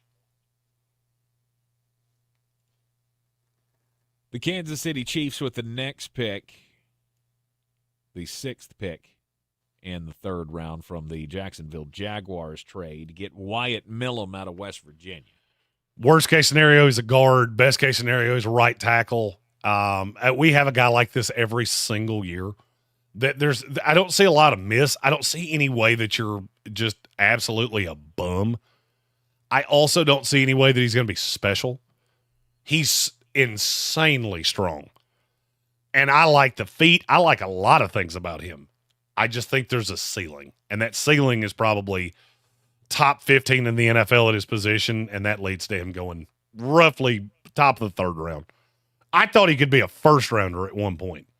And the more I watch the tape, the more it's always bad where the more you watch a tape, the more questions you have. And he is one of those. Yeah. We have a super chat before you get to the next pick. All right, so let's hit that one real quick.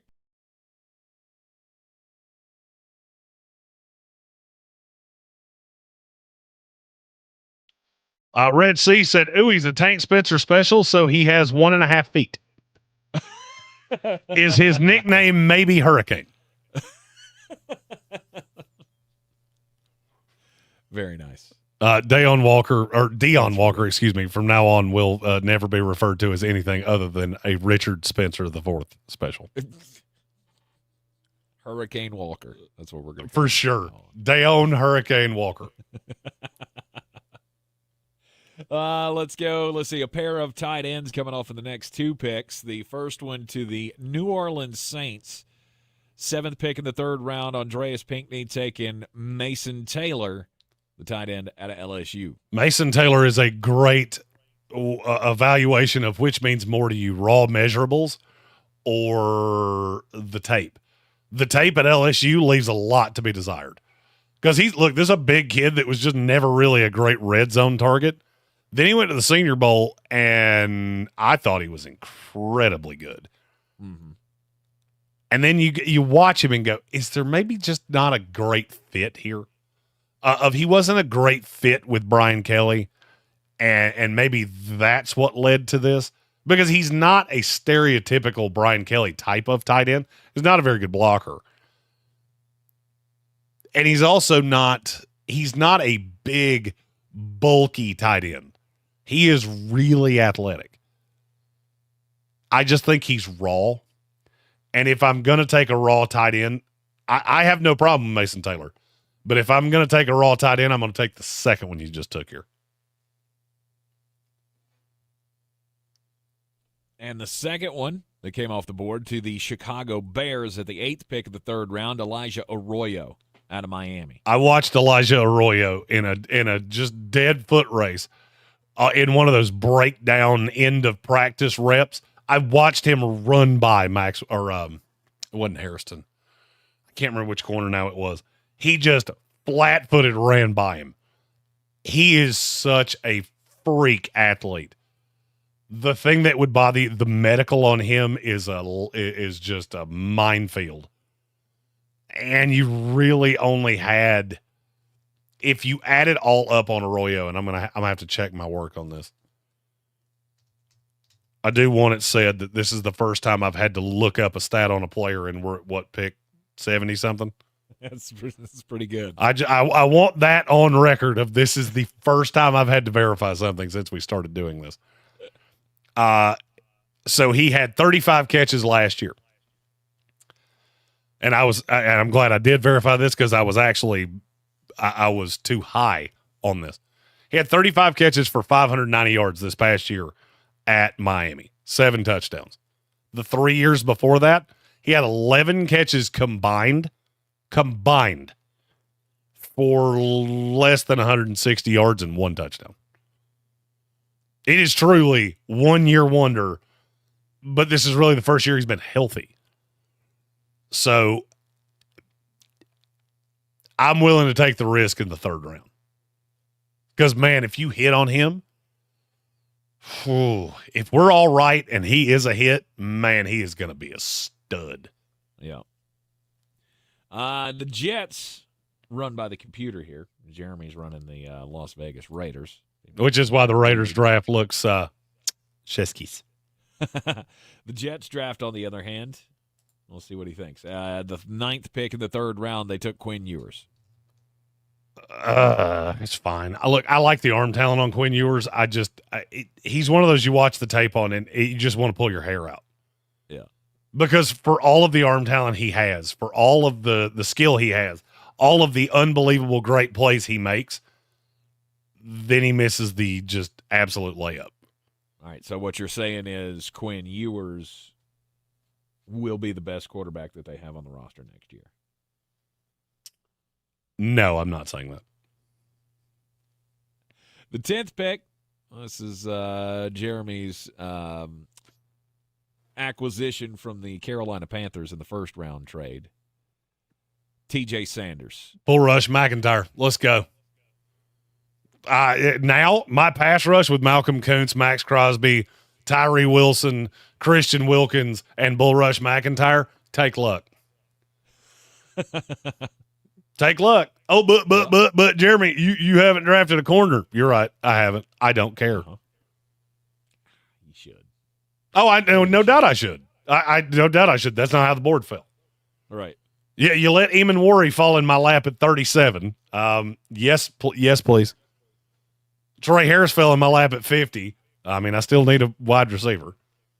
And Bull Rush McIntyre, I just can't bypass the value here. It's, 74? Yep.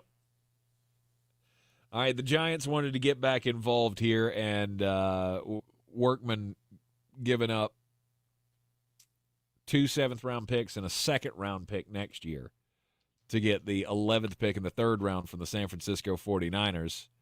And he'll take Caleb Johnson, that running back out of Iowa. Yeah, if the maturity issues on him weren't as loud, and they are they seem to be getting louder, he wouldn't be here. Mm-hmm. Because he is a between the tackles absolute monster. I considered him when I took TJ Sanders. I feel like running back so deep that even getting into the 4th round, I think I can find a starter. Somehow Cowboys Zach Hurst still had a pick here. Well, I guess he's been giving up next year's Yes. picks to stockpile this year. So the 12th pick in the third round, the Dallas Cowboys get Carson Schweisinger, linebacker out of UCLA. He doesn't do much for me. I get it. A lot of other people like him, and that's fine. You can take him. I feel the same way about him that Notorious B.I.G. feels about Maxwell Harrison. You're right. He could end up being a star, and he'll be a star for you because there's no path that I'm taking him. Mm-hmm. You know, the tape last year at UCLA was really good. You should really dig into that a little bit deeper because when you do, it makes it pretty easy to go, hey, what happened in those games where you played good teams? Because I couldn't stop watching that.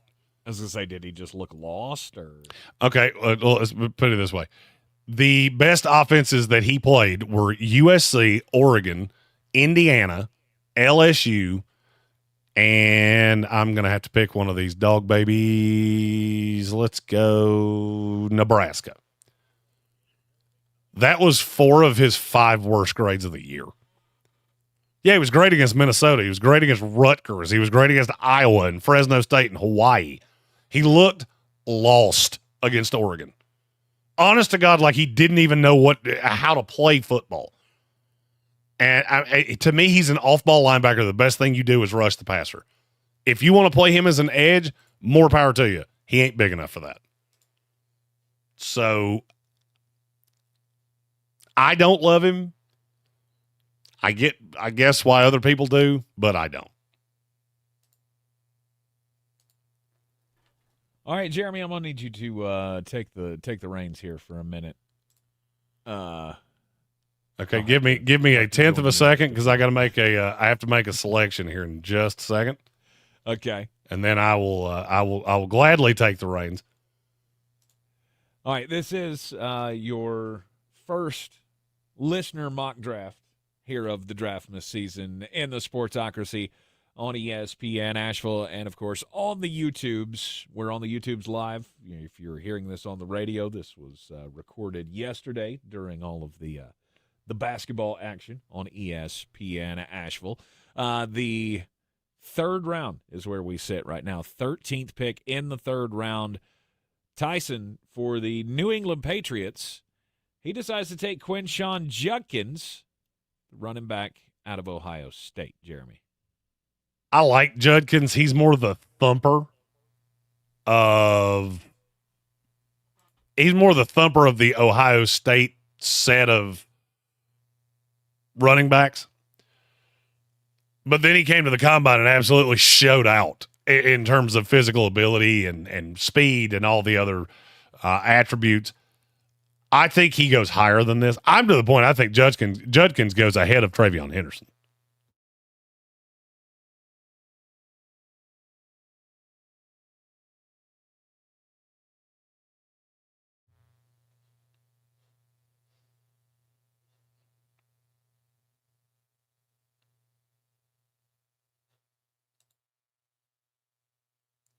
Oh, now I see why he said take the lead. I can take the lead here because Tank's having to readjust logs and things like that. Okay. Let me get my other screen back to where we were. Got to get rid of that. And I got to get that to where we were. All right, so 3-14 Baltimore Ravens take Savion Williams, wide receiver out of TCU. Height, weight, speed monster. He's another one that falls into that Laviska Shenault thing of I don't think you're really a receiver. To me, he's a running back, and that's how I would profile him in the NFL, is a running back that can slide out, kind of like Curtis Samuel, only much bigger, just kind of a weapon. And I think we're getting to a point where we're going to have an offensive weapon position in the NFL. Savion Williams would be a guy that falls into that. 3-15 for the Arizona Cardinals. Kyle Kennard, edge rusher out of South Carolina, showed a great ability to rush quarterbacks in his year at South Carolina. I don't know that he's ever going to be a 3-down player. And it's not that I don't think he can do it. I don't think he's built to do it. 6'5", 254, but he's thinly built. Was fine, not great against the run. Run stop rate was insanely low. So I think he's a third down situational pass rusher. May even be able to stand up. I would not be projecting that off the jump. I think he's a hand in the dirt edge rusher to start, and maybe you can teach him the other things. The Colts at 316 take Zy Alexander, kid that started at Southeast Louisiana. 3 years of high-level tape, had virtually no offers coming out. He's got an athletic profile that I like a lot. He didn't run as fast at the combine as I wanted him to, but I think there's a lot to like there. The 1 year at LSU held up tremendously well. He's a bit of a project because he only had that 1 year of high-level competition, so not 100% sure what you're getting, but it's solid right there in the middle of 3. Byshell Tootin at 317 to our buddy Evan Doyle with the Cincinnati Bengals. Hey, he's real fast. The thing that bothers me is that we jumped him up the board. We've changed all these things because he went to the combine. He ran so freakishly fast. We all knew he was freak fast. The problem is that when you watch him actually play football, his tape leaves a lot to be desired. This kind of falls into that same thing that I said last year with Xavier Worthy. Oh, awesome. He ran fast. I already knew he was fast. Didn't have any problems there. I know he can be a home run hitter. The problem is, can he break tackles at the next level? Can he get through tackles at the next level? Or is he just going to try to outrun people, which is what I would think to a higher degree. I'm in like with him, not love. So right here in the third round, I'm fine with it here. Maybe a little high because there are a few other running backs that I like better that were still on the board. But it does make sense. Grayson at 318, taking Barrett Carter, the linebacker from Clemson. He profiles as exclusively first two down linebacker. He is god-awful in coverage. He gives you nothing as a pass rusher, but he is really solid against the run. So a nice Robert Spillane type player at the next level coming out of Clemson. Tyson goes Jared Wilson, the center from Georgia, at 319. He's one of the best centers in the class, had a really strong combine, showed nicely in terms of athletic profile. That probably, it did it for me. I think it did it for a lot of other people. We had about 5 to 6 centers that were pretty close to each other. Jared Wilson distanced himself by showing that he is more mobile, more fleet of foot, short area burst. I like the kid a lot, and back into 3 is about where he belongs. Dylan Fairchild at 320 to the Denver Broncos. He's a guard. I don't think there's anything special about him. He's another one that falls into the probably not a lot of bust, but also not a lot of high side. You're going to get that with a lot of interior linemen in this class because it falls off a cliff. Dylan Sampson, running back out of Tennessee, at 321 to the Pittsburgh Steelers. He's so small that it's hard for me to believe he's ever going to really feature as a bell cow in the NFL.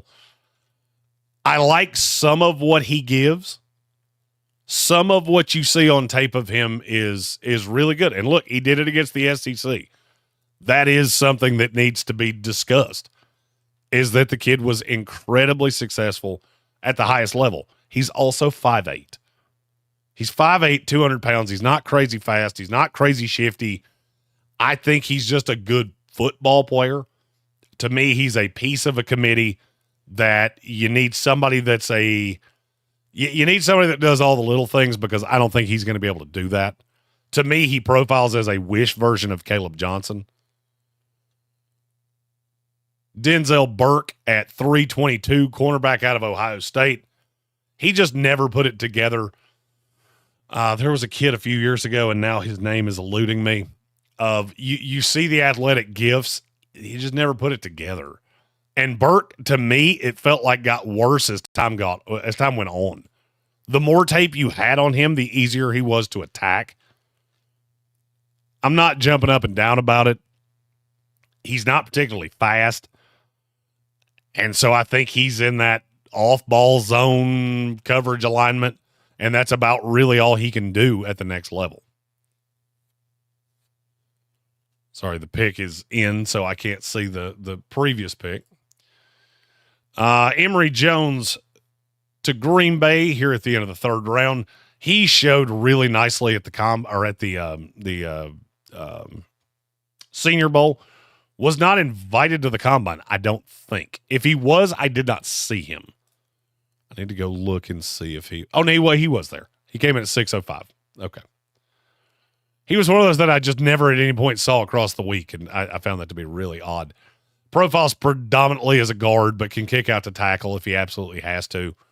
Really good base, really competitive kid. He was one of the feistiest kids at the Senior Bowl this past year. Xavier Restrepo goes 324 to Jacksonville. That is your Julian Edelman, not particularly fast, not particularly big, really small little slot receiver that just has good hands and always seems to be open. He hasn't done anything through the process to make me think he's going to rise in any way. So for me, end of 3, beginning of 4 is that's about where he belongs. Let's see. Cam Scattaboo goes to the Texans. He is a very polarizing prospect because there are some people that think he's going to be an absolute no doubt starter at the next level. Others think he's going to have to be part of a committee because the body frame is not exactly what you want it to be. He did none of the drills at the combine, came in at 509.5, 220 pounds, and there is a fear that he would run somewhere in the low 4.6s. That's really kind of hard for a running back at the next level to get past. But you watch him on tape. Tank and I saw him at the Peach Bowl. He was the best player on the field. I mean, you knew the ball was going to him. You still couldn't stop him because he is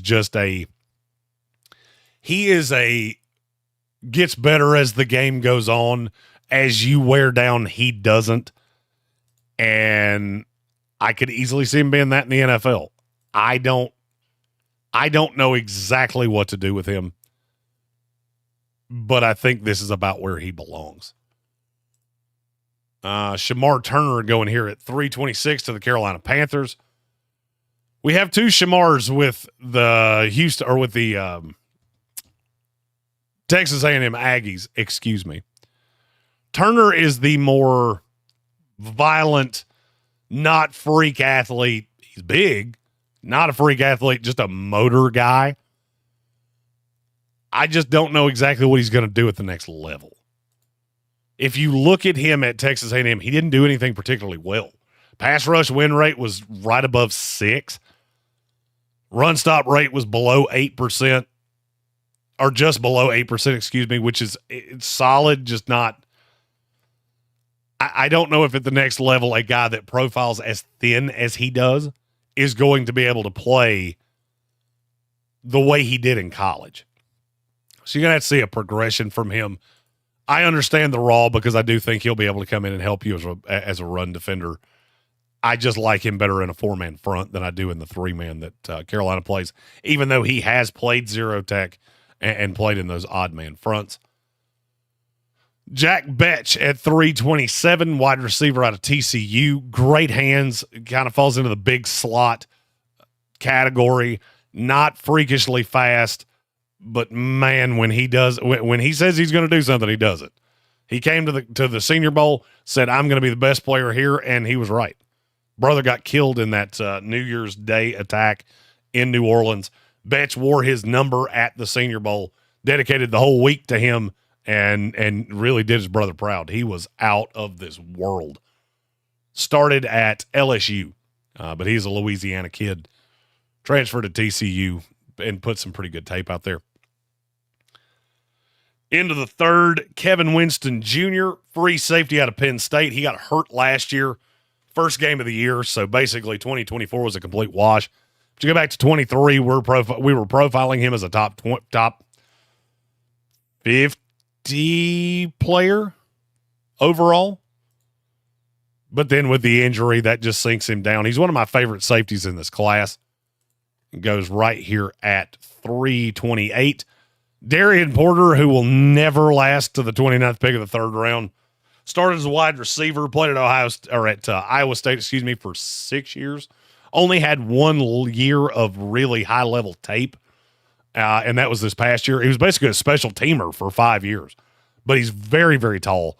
Ran incredibly well at the combine. Didn't blow up the combine the way that I thought he would, but did come in at just under 6'3" and ran a 4.3 flat, or a 4.3. Yeah, he was 4.3 flat. He profiles as very much a Tyreek Woolen type of player, that he started as a receiver, and you can tell the hands are solid, but the technique is not. So going to have to be a little patient with him, but really profiles as a player that could pop at the next level. Devin Neal, running back out of Kansas, at 330 to our guy Jonathan Welch and the Cleveland Browns. I love the tape on him. That might be a little high, just solely because of how deep running back is. He doesn't have the high-end long speed, but between the tackles, especially if you get him in a gap concept, this kid can do all kinds of things, and he's a really, really good pass catcher, which not a lot of guys in this class can you say that about. I really like that pick. Devin Neal? Yes. I really like Devin Neal. I was hoping you were coming back at some point.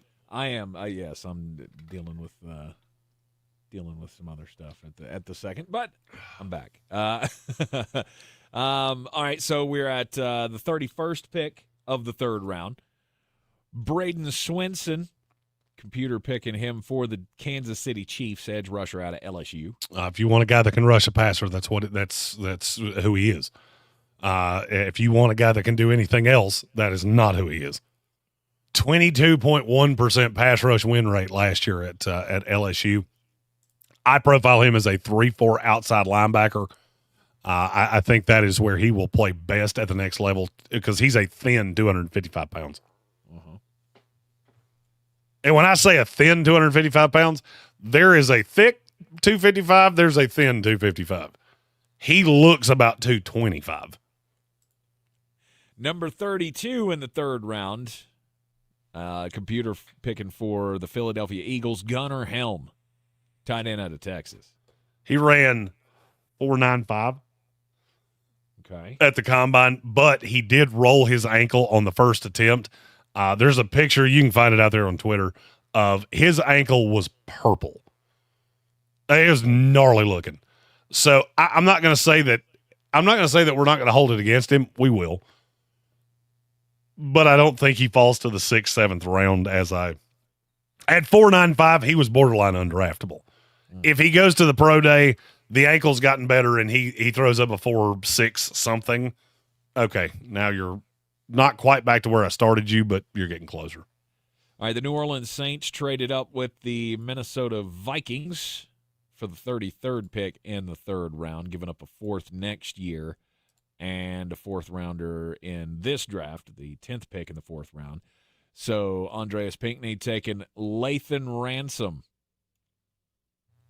safety out of Ohio State. Just tough kid. I don't think he has all of the physical gifts that you would want, but he just plays really, really damn hard. The Ohio State defense, you got to be careful sometimes when you have that much talent, because Lathan Ransom was really allowed to just be a box safety that could bring the thunder. And he did that pretty well. His missed tackle rate scares me. 15.2% for a guy that's really all you do. That's high. But you put him right here. I think he's a special teamer year 1 and could develop into a starting strong safety in the league in year 2 or 3. All right, 334, Miami Dolphins, Carson Vinson, guard out of Alabama. He's actually from Alabama A&M. Okay. This is one of the only FCS guys invited to the combine. He was one of the only FCS guys at the Senior Bowl. The level of competition, obviously, being one of these lower level guys, and a question that I never thought I would be asking, but why did you not transfer? Because we had seen it with him over time at Alabama A&M. I mean, he's been one of the best. He played left tackle at A&M. The question for me is, how did you not end up somewhere bigger? Pass block grade was good, not great. He's a much better pass blocker than he is run blocker. But for me, that's the kind of project that I want to take on at the end of the third round. Because if you hit on him, he could be an absolute stud.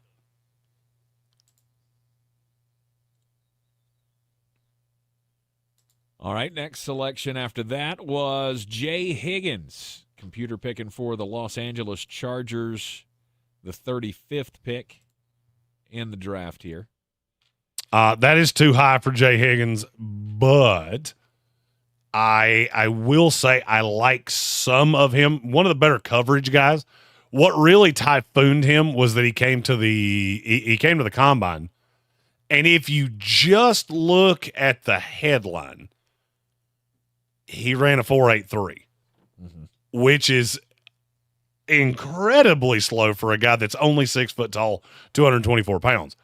Then you get to the 10-yard split and realize, oh, wait, he had the second or third fastest 10-yard split of any linebacker that ran. Yeah. So he's got really good burst. He just doesn't have long speed. I don't think it'll punish him that much, but I do value him more as like a late 4, early 5. All right, the 36th pick in the third round, back-to-back picks here for the New England Patriots after a couple of trades. So at 36, they'll take Omar Norman Lott, defensive tackle out of Tennessee. He's hard not to like. Just a high-level pass-rushing defensive tackle. He's a little thin at 291. That's what he weighed in at the combine. Don't really have a great depth of what he can do against the run because he wasn't asked to do it. Never played more. I think it was 125 run snaps is the most he played in any 1 year. Never played more than 400 snaps in a season. Mm-hmm. So he's a pass rush specialist off the jump, but I like him a lot. And number 37, Tyson follows that up with Chris Paul Jr., linebacker out of Ole Miss for the Patriots. I do not know how he zips his pants because he has little 29-inch T-Rex arms. But then you watch the tape and go, my good golly, Miss Molly, you are an absolute dog. He's one of my favorite off-ball linebackers in the class, and I've gotten to the point of, you know what? I'm not going to let the fact that he's a little feller bother me. Mm-hmm. 338, Maple King. This is the final pick of the third round. Maple King for the Detroit Lions, taking Jordan Birch, defensive lineman out of Oregon. You ever just look at a guy and go, there's something about your face that I don't like? Yep. Jordan Birch is one of those guys. I hear people talk about him and they like him and they think he has all of these different physical gifts and athletic, but then why are you not gooder at football? Dog, you're going to be 24 years old before you play a game in the NFL. And at no point ever did I look at him and go, you can be the best pass rusher on a team. Ever. I never thought that. I get it. He's big. I think he's a defensive tackle. He's not good against the run, which I think is going to be a huge problem. But, I mean, if you want to try him as a 3-4 defensive end, I actually kind of like him with your Buccaneers because you can put him on the inside of Vita Vea and kind of hide him. But other than that, I don't get it. I'm lower on him than anybody in the world. And here he is, the final pick of the third round by the Detroit Lions.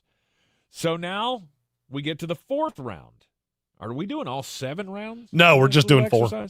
No, okay, just doing 4. All right, so we're on to the final round here of our little experiment here, our first listener-driven mock draft of the Draftmas season. Fourth round, the first pick, Tennessee Titans, computer picking Tez Johnson, the wide receiver out of Oregon. You know that thing I said earlier about tape versus production? Mm-hmm.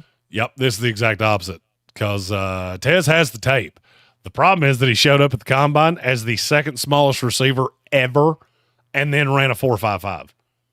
You can't be 154 pounds and run a 4.55. Mm-hmm.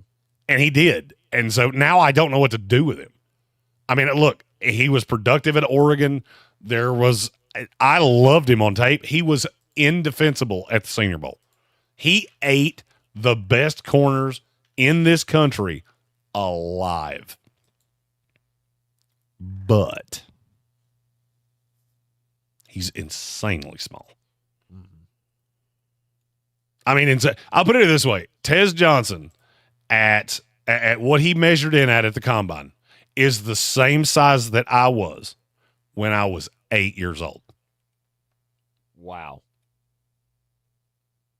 He was a little taller than me because he's 5'0", but he weighed in at 154 pounds. Tank, you have two very large sons as well. You can give me a when did your kids weigh 154 pounds? Third grade. That's exactly what I just said about myself. I'm pretty sure that was about the third grade. Okay, at number 2 in the 4th round, Welch for the Cleveland Browns taking Will Howard, the quarterback out of Ohio State. A smart team is going to bypass what happened at the combine. Will Howard had one of the weirdest workouts I've ever seen. He got booed every single time he touched the ball because there were some jackals from Michigan in the building that felt like we all needed to know where they were. And so they booed every single time he came up, and it rattled him. It was super obvious. He had one of the worst workouts I've ever seen from a quarterback. I still think he fits about this range. I think he can come in as your 2 immediately. Some people believe he actually could project as a starter down the line. I think that you're just seeing what you want to see. I think he's a long-time backup in the NFL and can contribute to your quarterback room. All right. And then our next pick after that is, hang on, the screen's updating 7 picks at once.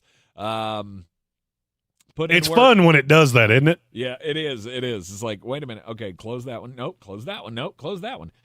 Put in work. 3rd pick in the 4th round for the New York Giants. He's got Anthony Belton, the tackle out of NC State.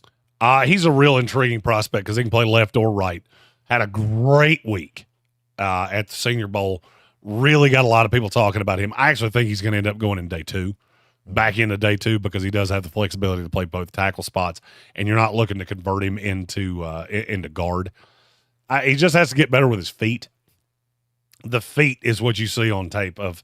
That's not NFL starting footwork, but how many players have we seen come out of NC State that are super talented? They refine things in the NFL, and they're fine. Yep. 4-4, the Los Angeles Rams in a trade down from the New England Patriots. They take Torrey Horton, wide receiver out of Colorado State. I love this kid. He's coming off an injury. Only played, I think, 6 games this past year, but had been an 1,100-yard receiver 2 years in a row before that at Colorado State. Good body frame. This is a bigger, stereotypical, can play him on the outside. My kind of, I don't have to just play in the slot. Natural mover.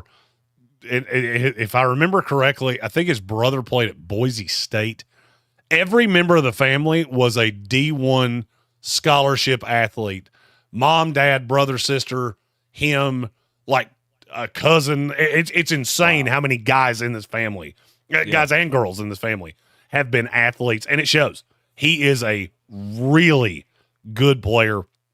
The injury history scares me a little bit. Doesn't have super speed, but that's about the only knock I have on him. And I'm not going to lie to you. When he ran, I think he ran a 4.41 at the combine. That shut a lot of people up about the long speed. 5th pick in the 4th round, the Philadelphia Eagles have this pick after the trading down with the Jacksonville Jaguars. I feel like this guy should have to be drafted by the New England Patriots. Ashton Giote? It's Ashton Gillette. Gillette. That's yes. Not how they spell Gillette. No, not at all. Now, that's one name that I'm not going to lie. I don't have his pronunciation on it. He is the Mel Kiper special, because Mel Kiper is drunk in love on him. Really good pass rusher. I don't know that he's ever going to hold up against the run. He is a leverage pass rusher. He doesn't have the length. He doesn't have the moves. He's one of those that if you live by the Trey Hendrickson philosophy of, damn it, if I work hard enough, I'm just going to succeed, you'll love him. The problem is that I don't abide by that in the NFL, because you're getting ready to go up against dudes that are not ACC athletes. They're NFL athletes. And I think you're about to have a really harsh realization of that leg drive you have is not going to be enough for you to consistently win at the next level. 4th round, you want to take a shot on it? Awesome. And I would love him in Philadelphia, actually, now that I said that. But according to the University of Louisville Athletics Department, it is Gelati. Gelati. You know what? When I go to Atlantic City, there is nothing better after a long night of losing all your money than a nice raspberry gelati. Gelati, exactly. Let's see. Next one up, Jay Green, ESPN, with the 6th pick in the 4th round for the Las Vegas Raiders. Another dog. Now, Jacob Parrish, cornerback from Kansas State. When you watch him on tape, it's real easy to figure out why I like him. The thing I like about Parrish is he is super small, but man, he is so aggressive as a nickel guy. Look, I refuse to draft nickel corners, and that's specifically what he is. He can't play on the outside. I will not take guys that cannot play against the run. He reminds me of Michael Carter II so much it's ridiculous. And I absolutely love him playing out of the slot. All right, another corner coming off at the 7th pick of the 4th round, Jordan Hancock from Ohio State. Let me guess. This pick was made by a computer player. It was. That's what I thought. Let me look at the Jeremy Green full-on big board of doom and despair. Just because I want to tell you how many corners I have ahead of Jordan Hancock. 176 overall. He's 176 overall for what? For just players in the draft. According to who? You. Oh, you're looking at yeah. You're looking on the left side.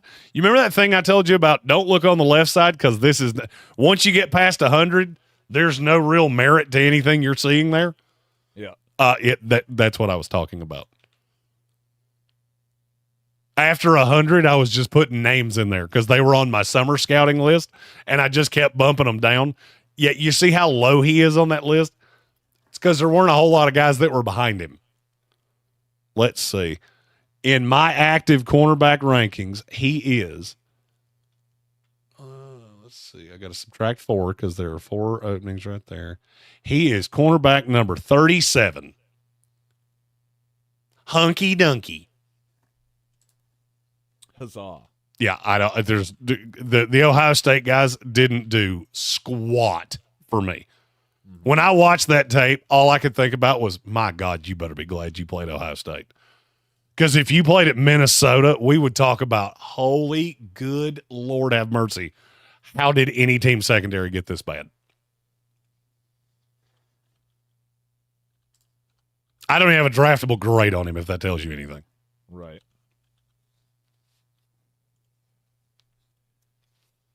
All right, after Hancock comes Jalen Noel. He goes to your New York Jets, Jeremy. I'd cry. 8th pick of the 4th round. I'd cry. I would openly weep tears of joy. Now, there's zero chance of this actually happening. One of the fastest guys at the combine, super, super compact, just dog. 5'10", $194, came into the combine, ran a 4.39, showed incredible fluidity. I think this kid can be one of the best slot receivers in the NFL. I don't know what's in the water at Iowa that they keep getting these guys that are just athletic freaks of nature. but Jalen Knowles another one. So you would cry happy tears. Oh, This yeah. happened. Oh, I'd cry happy tears. I'd dance with a stranger. I might take my pants off and spin them around my head just to show how happy I am. Oh, Now, that being said, I think he goes in the second round. So, It's like kind of like you were so excited for Malachi Corley last year. hey, I'm still excited about Malachi Corley. Good. I'm glad. Ninth pick of the fourth round, the LA Rams in a trade down here with the Carolina Panthers. This is a computer pick, and they have chosen Dylan Gabriel, who is about as old as Matthew Stafford, to be the quarterback out of Oregon. Oh, would you like to hear a list of things that the Rams could write on a card as opposed to Dylan Gabriel's name that I would like better? Yes. Every other quarterback. Pass. Not applicable. We're good. We're trading out. Trading out would make it would make me a lot happier. But yeah, Dylan Gabriel's not draftable to me. He's too little. There's nothing about him that I see as an NFL quarterback. All right, Minnesota has traded down to the 10th pick of the fourth round with the New Orleans Saints, and they go with Jonah Monheim, tackle out of USC. He's not a tackle. He's a center. Okay.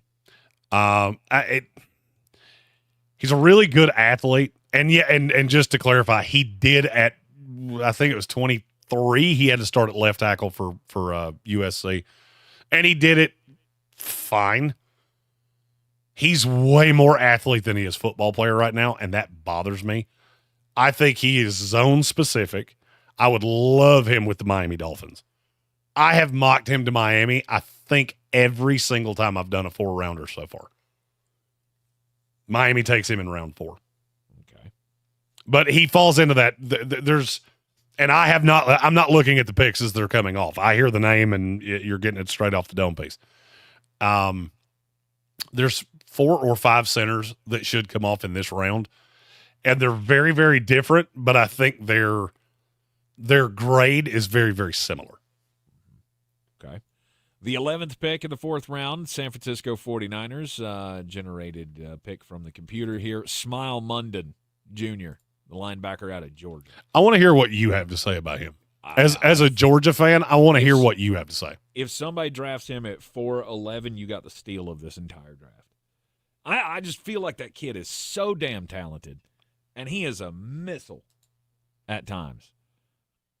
Coverage, I think he's fine. I think he's a fine coverage linebacker as well. It's bad. Is he bad? Bad. Bad. I don't know about that. Bad. But the problem with him in coverage is the same problem I have with him everywhere, which is, all right, I'm going to take what you said. And we didn't plan this, but, man, that worked out better than I could have ever thought. Okay. So what is the problem with a missile? That's what you called him, he's a missile. Overrunning plays. You never know exactly where it's going to go. Kevin White.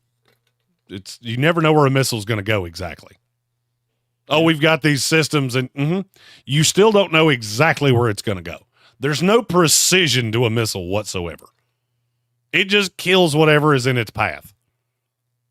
Smile Munden kind of falls into that too. The problem is his eye discipline is, I will say, mediocre at best. His awareness is really unsettling to me because there are times that he looks like the best linebacker in his class. I agree with everything you said, by the way. The problem is if he doesn't figure out how the game works, there's no intricacy to his game whatsoever. It's almost like a golfer that has no touch, or me. Awesome. You can hit one 330 yards. What do you do at 50 yards? Skull one over the green and hit a car. That's what Smile Munden does on a routine basis. If you had put him at Vanderbilt, we would not be having this conversation right now. All right, the 12th pick in the fourth round. This is Baltimore Ravens. That really sounded like I hate Smile Munden, and I don't. It did. That first round trade with the Carolina Panthers is where this comes from. This was in the simulation. The trade was made. The Baltimore Ravens taking Miles Frazier, tackle at LSU. There's not a lot there for me. I have him way lower than this. Let me see where he fits on my LMNO Frazier. You see where I even have him on the board. I know it's low. It's always a bad sign where I'm having to look for the LSU. Oh, there it is. He's a middle of the road 5th, 6th round guard for me. It's not that he's not talented. It's kind of sum of all parts with these LSU guys. Why were you not ever? He's a good pass blocker. Mm-hmm. He is worthless as a run blocker. Literally worthless.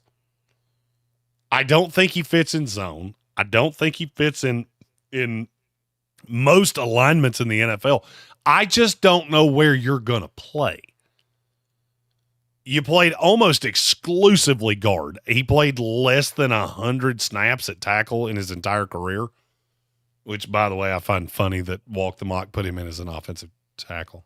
Mm-hmm. Kind of like Jonah Monheim at tackle. Really? Nope.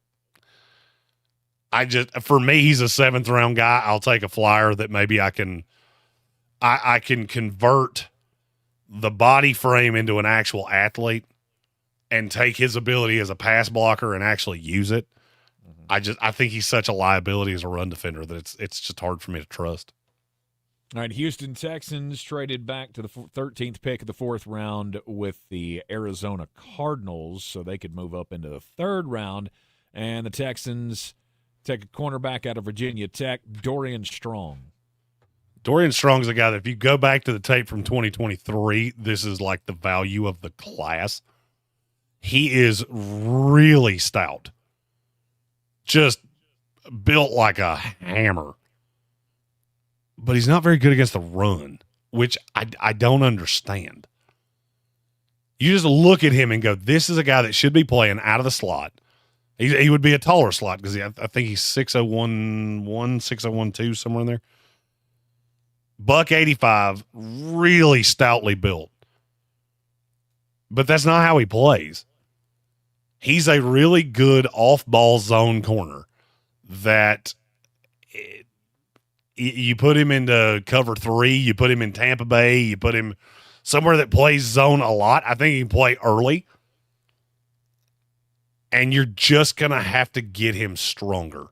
He's Jim Strong. Mm-hmm. Not Jim, Gym. 414, Miami Dolphins taking Antoine Powell-Ryland, edge rusher from Virginia Tech.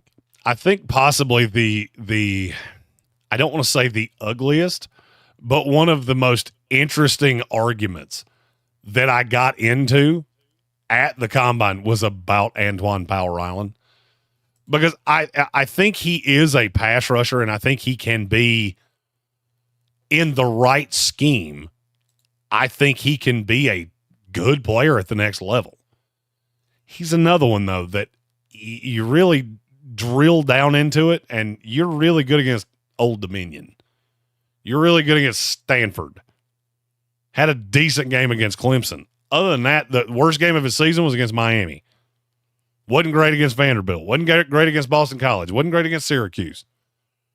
I think he is a developmental 3-4 outside linebacker.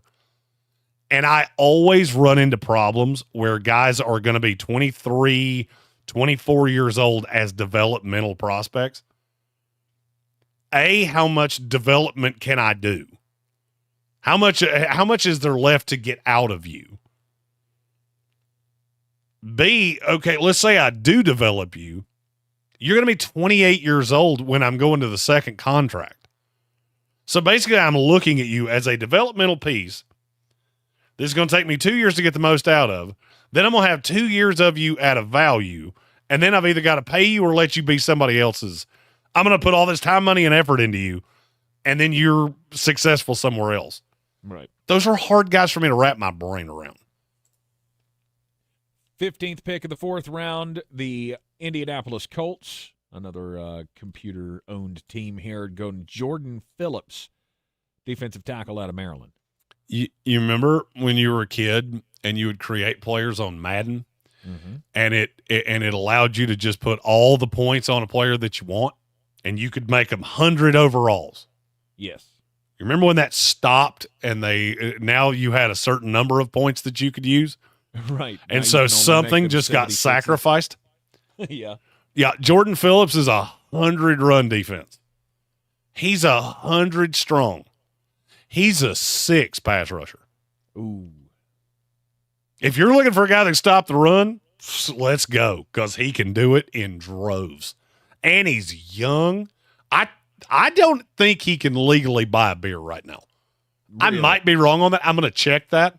I'm 95% sure he's 20 years old right now. Because he came to Maryland young. I know that much. Let's see. Let me see if I can find his birthday. I was looking for it as well. It's not the Jordan Phillips that is 32 years old and nope. for the Bills. Nope. It's not that guy. Yeah, because he was born in 1992, and that would make him really old for a draft for a rookie. for a draft eligible player. Right. I can't find his birthday. That used to be like one of the stats that was like the first thing mentioned. It would give you date of birth. We just don't care about that anymore. No, we do. It's just harder to find because, a guy's transcript's been shuffled off 6 times. Jordan, he's 20 years old. I know he is. I was looking for a confirmation bias on this, but I know he's 20 years old. Yep. So maybe there's something there and you can turn him into a little bit more of a pass rusher. I'm not sure. All right. From Jordan Phillips, we go to Joshua Farmer. At the 16th pick of the 4th round, defensive tackle out of Florida State goes to the Atlanta Falcons. So you would think me as a Florida State fan, I would be the guy that is just here to absolutely wax poetic about Josh Farmer. Yes. Yeah, let me give you my analysis on Josh Farmer. What the hell are all of you seeing in him? Like, I never at any point in 3 years of him playing at Florida State did I ever look at him and go, that kid's going to play in the NFL one day. Now we're talking about him going in the 2nd round. Are you smoking recreational drug crimes? So where does that come from? I don't know. I have absolutely no idea. Oh, but he was kind of good at the Senior Bowl for a day. Well, whoop-de-damn-do. He was kind of god-awful at Florida State for 3 years. Absolutely horrifically bad against the run. Yeah, you know how bad Florida State's defense got this past year? You know why? Because instead of Braden Fiskey and Jared Verse, we had Jared Farmer and Patrick Payton. That's why. I would argue Joshua Farmer is top 5 reasons that Florida State's defense was awful. Awful. And it's not even like he ran crazy fast. Like if he'd run a 4.78, okay, maybe you're losing your mind, but he ran a 5.11 and everybody, oh yeah, he's going to be a stud in the NFL. No, he's going to be a stud at Allstate when he's selling insurance after one of these dumbass teams takes him in the 2nd round and he gets moved around like a tackling sled for 3 years. Did I convey my opinion clearly enough on that? I believe that is affirmative. You have officially trashed Joshua Farmer, so congratulations. I get asked about him like every interview I do. Of course you do. Because I have Florida State stuff on my bag. I have it on my keys. So people see that when I sit down and they go, Josh Farmer really rising up the board. He shouldn't be. He should not be at He's got all. a damn good agent. That's why. He must. He must have pictures of somebody doing something horrible with a farm animal. That's about all I got. Oh, the 17th pick in the 4th round, Doyle selecting for the Cincinnati Bengals goes Charles Grant out of William and Mary. Some poor individual that's listening to this show, his team's going to take Joshua Farmer in the 2nd round. He's just going to delete us off social media. Like, I don't even want to know. Burn all his stuff in the yard. I don't even want to know what Jeremy has to say about that. Now, Charles Grant, on the other hand, he's another one of these FCS guys that you kind of wonder, how did you stick at William and Mary? Because he had offers. He's been an animal there. A 3-year starter, graded really highly. He's another one I like in that zone scheme. I'd love him with the 49ers. I'd love him with the Dolphins. There's not a lot to hate on. The body frame is good. I think he's going to need to maybe get a little bit stronger, get better with how he uses his hands, not get lazy, because he's been a big fish in a small pond. I don't think there's any reason to believe that Charles Grant can't come into the NFL and have a similar career arc as Teron Armstead. Teron Armstead went to a small school too. Then he goes to New Orleans, and it didn't take long for people to go, hey, that's the best left tackle in this team, and it's not really all that close.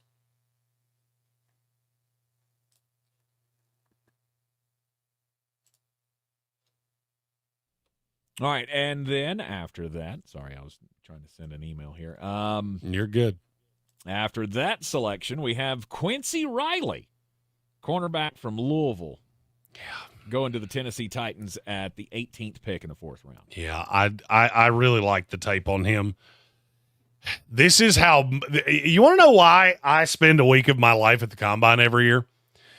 Quincy Riley's a really good example of it.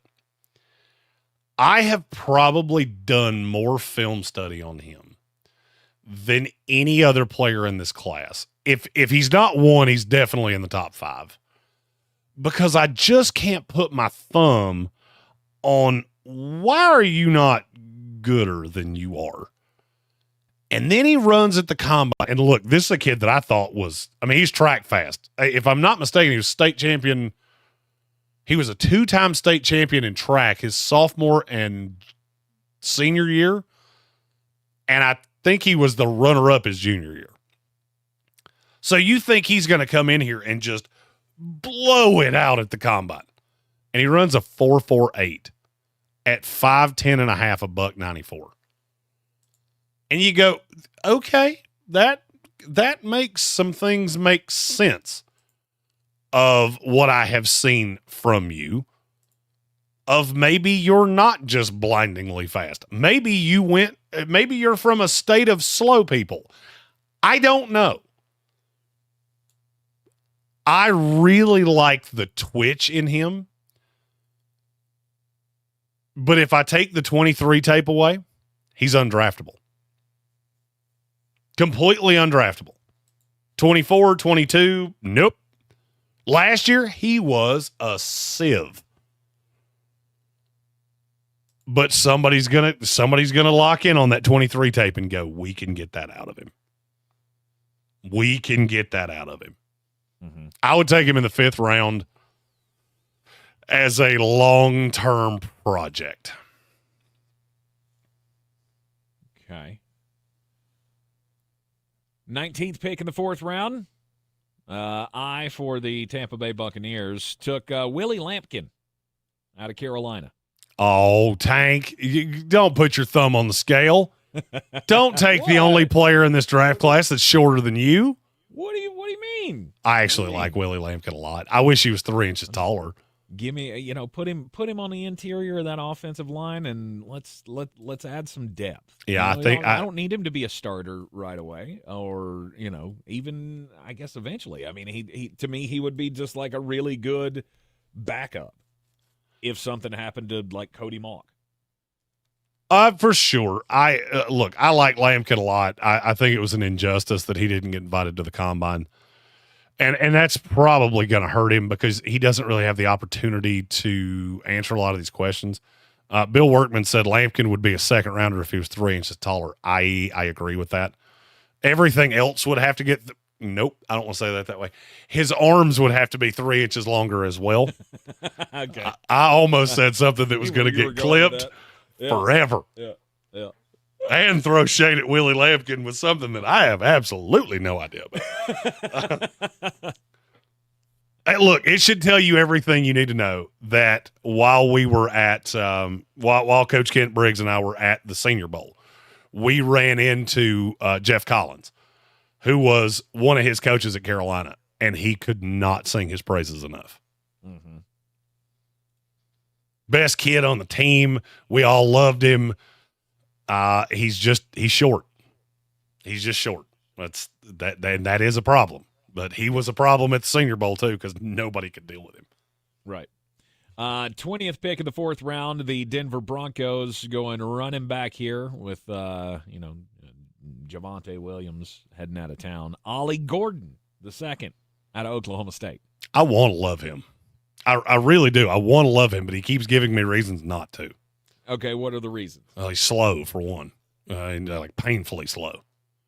I'm trying to get to my Ollie Gordon sheet here. 4.61 is that's not running back fast. And if you look at the running backs at the combine that ran that or ran close to it, I don't love any of them. Devin Neal, I loved him up until that point, and then there went that. Ollie Gordon, don't love him. Ulysses Bentley, don't love him. I find it really difficult to believe where we are and how deep of a running back class we have that at 4'6", even at 226 pounds, it's still hard for me to love that. And then you watch the tape from last year where everybody knew he was coming and he was irrelevant for extended periods of time. There are just running backs I like better in this class. To me, he's a 6th, 7th round flyer on maybe he can become our short yardage guy one day.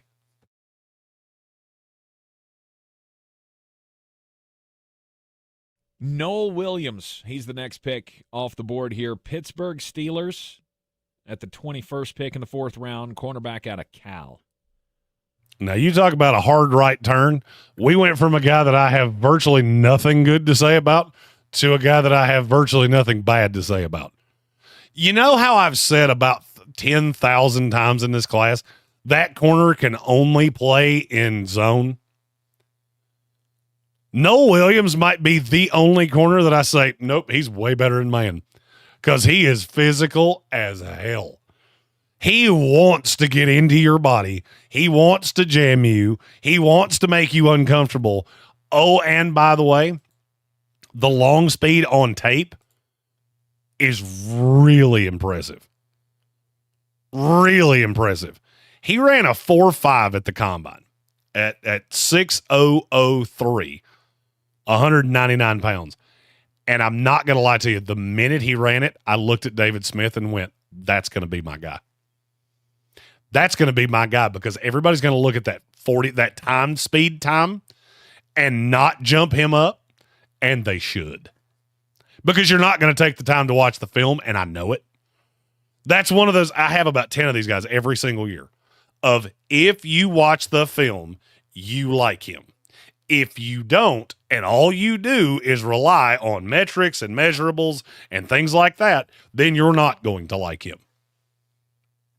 I love him. And I think there will be a smart team that takes him at the back end of round 2, beginning of day 3, or back end of day 2, beginning of day 3.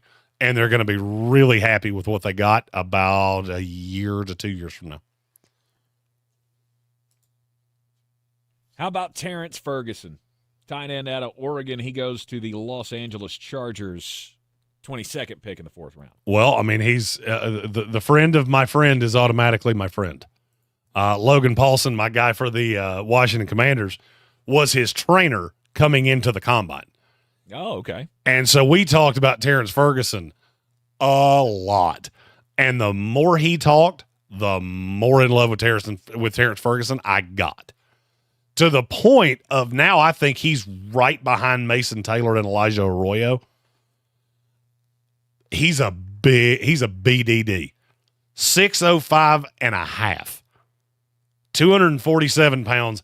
He's got more tattoos than probably anybody in this draft class. And he just plays with an edge that I really like. He's my kind of tight end. You know, y'all call me the tight end whisperer. Mm-hmm. That's the kind of guy that there's two of them in this class. Ferguson, who to me, he just projects. I think he could be Mark Andrews level good. Wow, that's pretty hefty. For sure. Hey, you remember who the first person to ever tell you about Mark Andrews was? It was you. It was me. It was you. And I see the same qualities where he's got really soft hands. He can play in line. He's not a great blocker, but he can do it enough. He's a better blocker than a handful of tight ends that will go ahead of him in this class. Mm-hmm. Didn't say he was good at it. Said he was better than them. And he's still only 22 years old. I think there's a lot to like about him. 23rd pick in the 4th round, the Detroit Lions. Maple King trading up here with the Green Bay Packers. Oh, a trade up always means it's a guy that's either really, really fast or a name that people know. So I'm either going to get real mad or I'm going to get real happy. Wide receiver from Maryland, Ty Felton. Or maybe I just lied to you and I'm going to get maybe that was happy. neither. And then I'm going to be happy and sad at the same time. I really like Ty Felton. Mm-hmm. I'm afraid that I really like Ty Felton for all of the wrong reasons. Let me explain to you what I mean there. Okay. He ran a sub 4.4 at the combine. He's not the biggest guy you've ever seen, just a touch over 6'1", and he's really thin. And I watched the tape, and he looks bigger than that. He plays bigger than that. But I think had he not run a 4.39, I don't believe I would have ever talked about him going any higher than the 5th, 6th round. And so now I'm looking at his long speed going, why did that not shine through?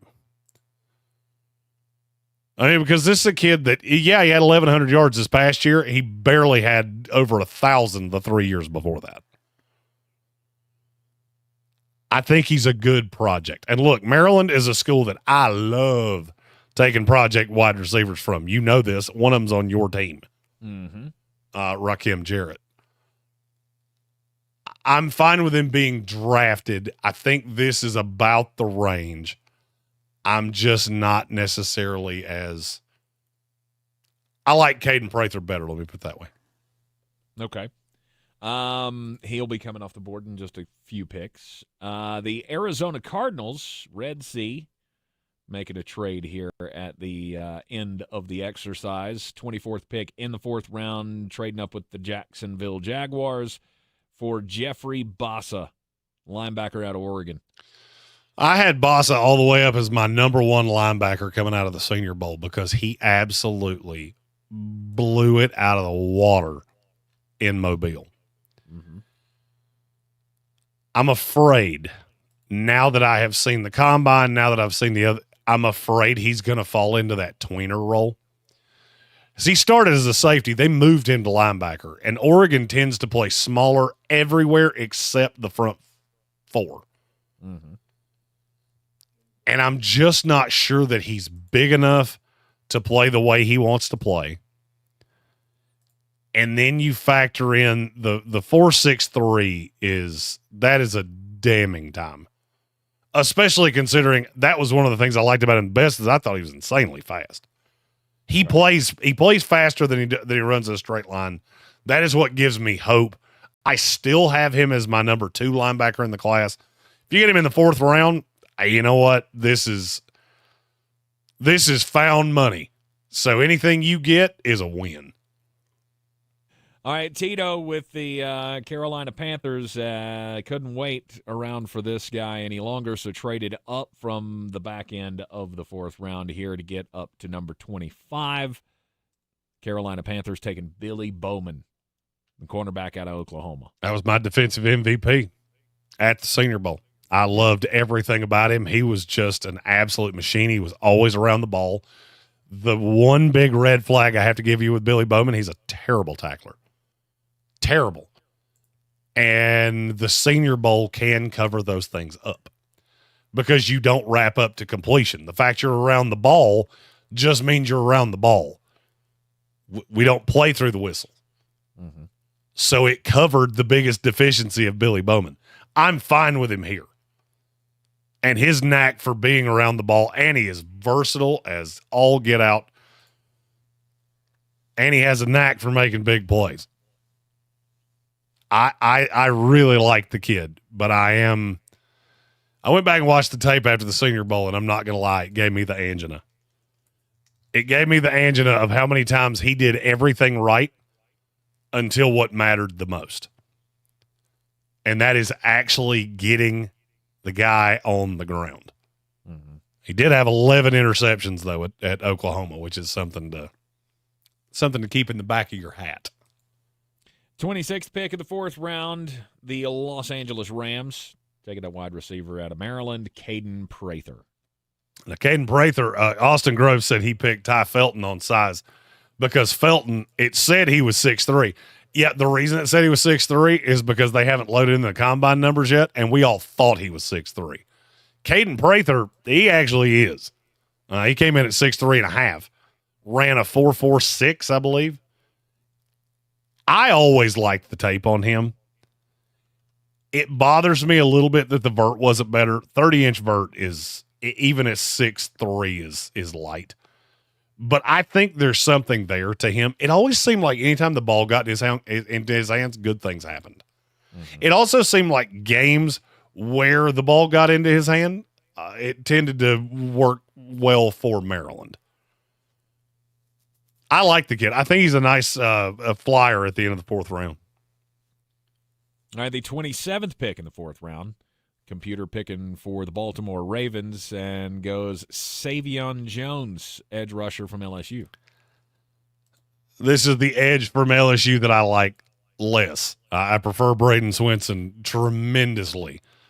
Savion Jones he's really tall. He's really tall. The pass rush win rate was up there. His run stop rate was up there. It just was never... He does the Yeoman's work quite well. It's just never flashy in college where you go, my God, that guy's going to be an NFL player. And if you can't really flash in college, it's hard for me to believe you're going to do it in the NFL. Mm-hmm. But look, he's got all the raw tools, and he's still a young guy. There's nothing there that makes me jump up and down. Solid, if unspectacular. 4th pick in the 28th round, or the 4th. If we had gone 28 rounds, I'd be dead by now. Well, if there's only 4 picks in the rounds, then maybe we could go 28 rounds. But this is the 4th round, the 28th pick. The Philadelphia Eagles, R.J. Harvey Jr., running back out of UCF. UCF's their social media team really loves him. He's another one that he's a PFF guy. They absolutely love R.J. Harvey over there. Mm-hmm. And I'm not going to say I didn't get it. I could look at him on tape and go, all right, yeah, there's some things to like there. And then I saw the 38-inch vert, and then I saw that the 10-7 broad, and I went, there it is. I figured it out. It's the legs. This kid runs violently. I mean, violently. Don't quote me on this. I'm not positive that this is actually accurate, that he's number one. I know he's really high on this list. I think he had the highest missed tackle rate of any running back not named Ashton Genty in college football. Wow. If you come in high at him, he's going to run through you, which is saying a lot about a guy that's not all that big. I mean, he's only 5'9", 210. So If he could become more decisive, he would be a higher pick than this. I think this is about where he belongs. Just solely because there is work left to be done. But he's also a really good receiver. So a lot of guys, they're going to have to do work in that regard. He comes in and can do it right away. Yep. The 29th pick of the 4th round, the New Orleans Saints, being picked by Andreas Pinckney, and he goes with a guard out of Cincinnati, Luke Condra. I would have preferred Jackson Slater if you were going interior offensive lineman. Look, Condra had really good tape. He's been a 3-year high-level. He's been a high-level player, high-level tape, high-level successful.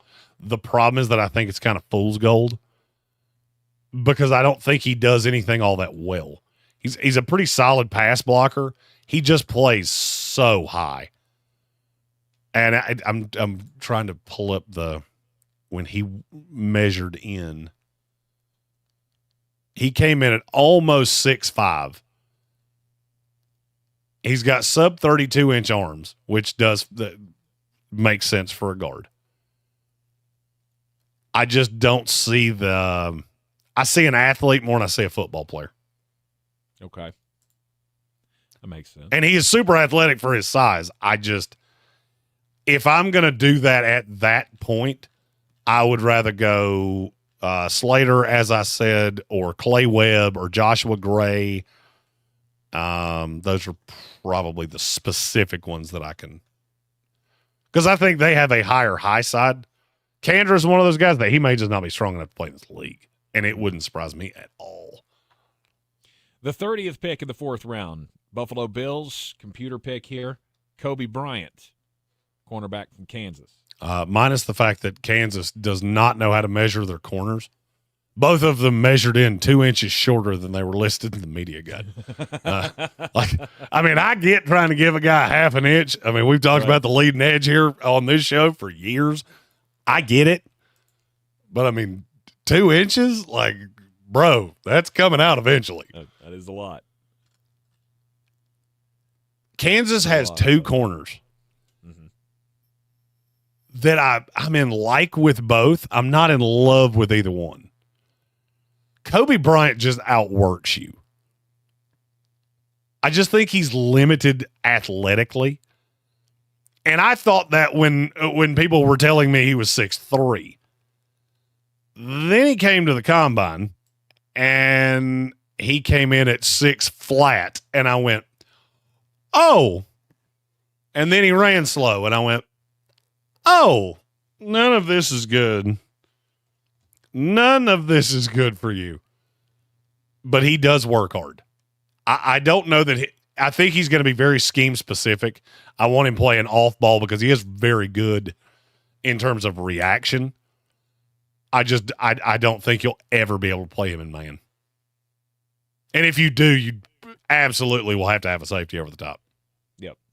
Grayson, running the Seattle Seahawks, wanted to get involved here at the end of the draft and made a couple of trade ups.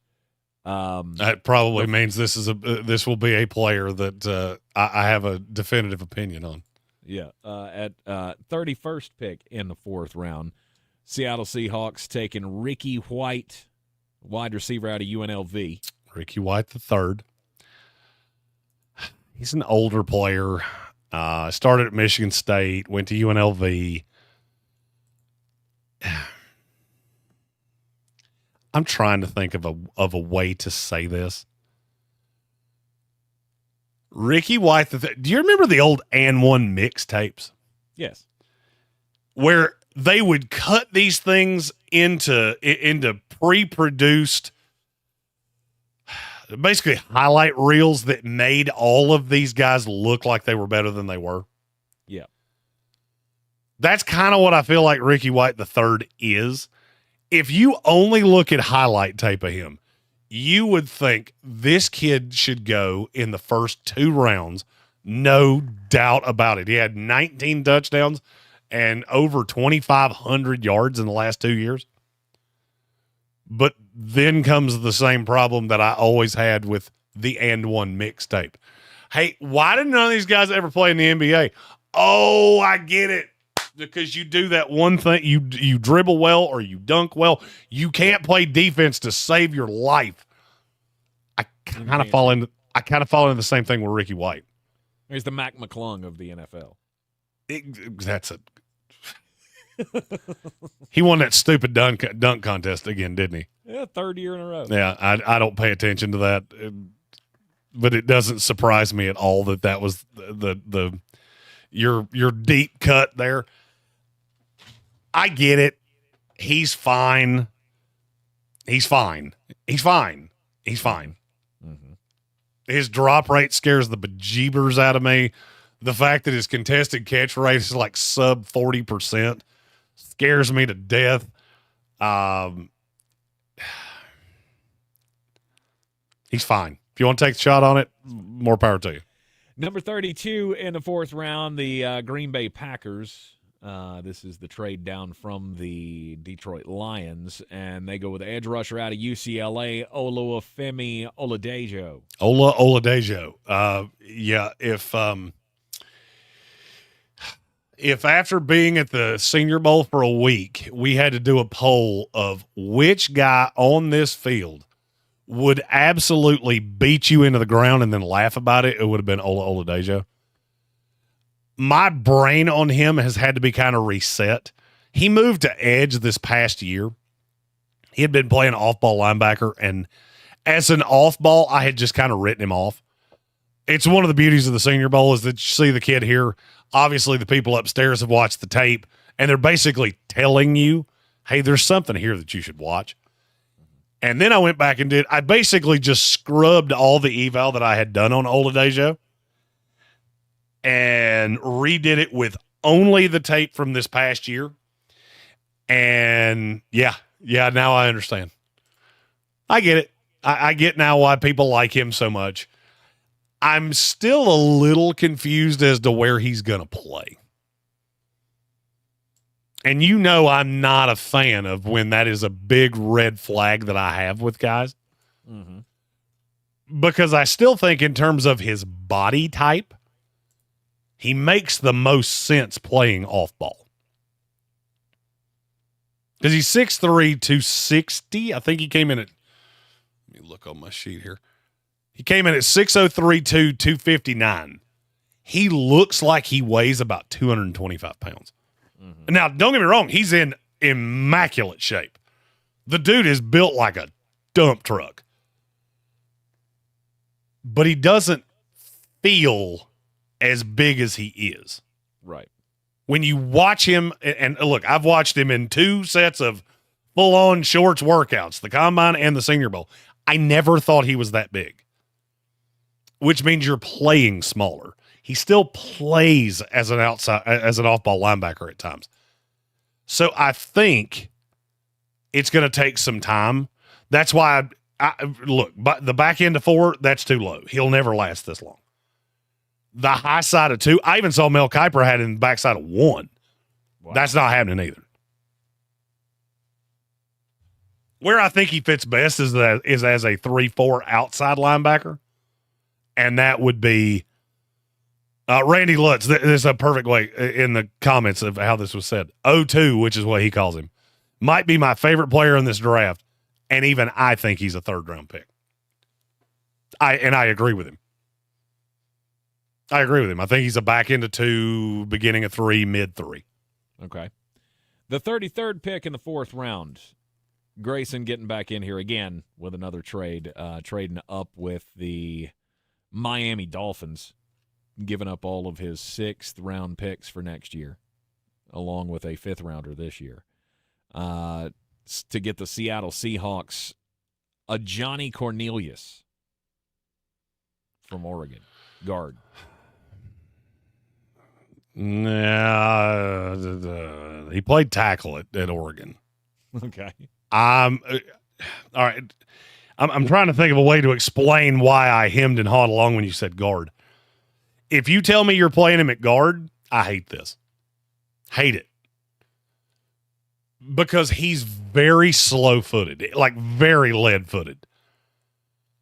He's a gigantic human being. I mean, 6'8", I can't remember what he weighed in and clocked in at. He was not at the combine. That's why I don't remember. Oh yeah, he was. There he was. 604.5, so 604.5, 310. He's got all the measurables. The problem is that I just think he's so clunky. And the way he has won is by being just freakishly strong. Everybody at the next level is freakishly strong. I think he needs some time. Taking him here at the back end of 4 makes all the sense in the world. He is one that you'll see pushed up mock drafts a lot. I see him in the back end of 2, beginning of 3, and I just kind of laugh and go, because you shouldn't. You shouldn't do that. 34th pick in the 4th round, the Baltimore Ravens. Computer selected pick here, Danny Stutzman, wild man linebacker from Oklahoma. Football player. Yeah. You know how I operate, especially with linebackers. I love football players. Danny Stutzman's a football player. If you like Robert Spillane, you'll like Danny Stutzman. The problem is he's only a first 2 down linebacker, because when I say he's a liability in coverage, that's me being nice. Mm-hmm. He's an absolute albatross in coverage. And my fear is that now that we've seen him at the combine and we saw him run, and he ran a 4.52, which is a lot faster than I thought he was going to be, and he was 6.03 which is a lot taller than I thought he was going to be. Now teams are going to go, but we can teach him. No. He's never going to be a good coverage player. His instincts are awful. But in terms of as a run defender, I think his instincts are phenomenal. And you just have to know. He's got to be paired with the right guy, because there will be teams that see him on a field and quarterbacks start going, Omaha, Omaha. Mm-hmm. Get me the ball, because whoever's on him is where this ball's going. Yep.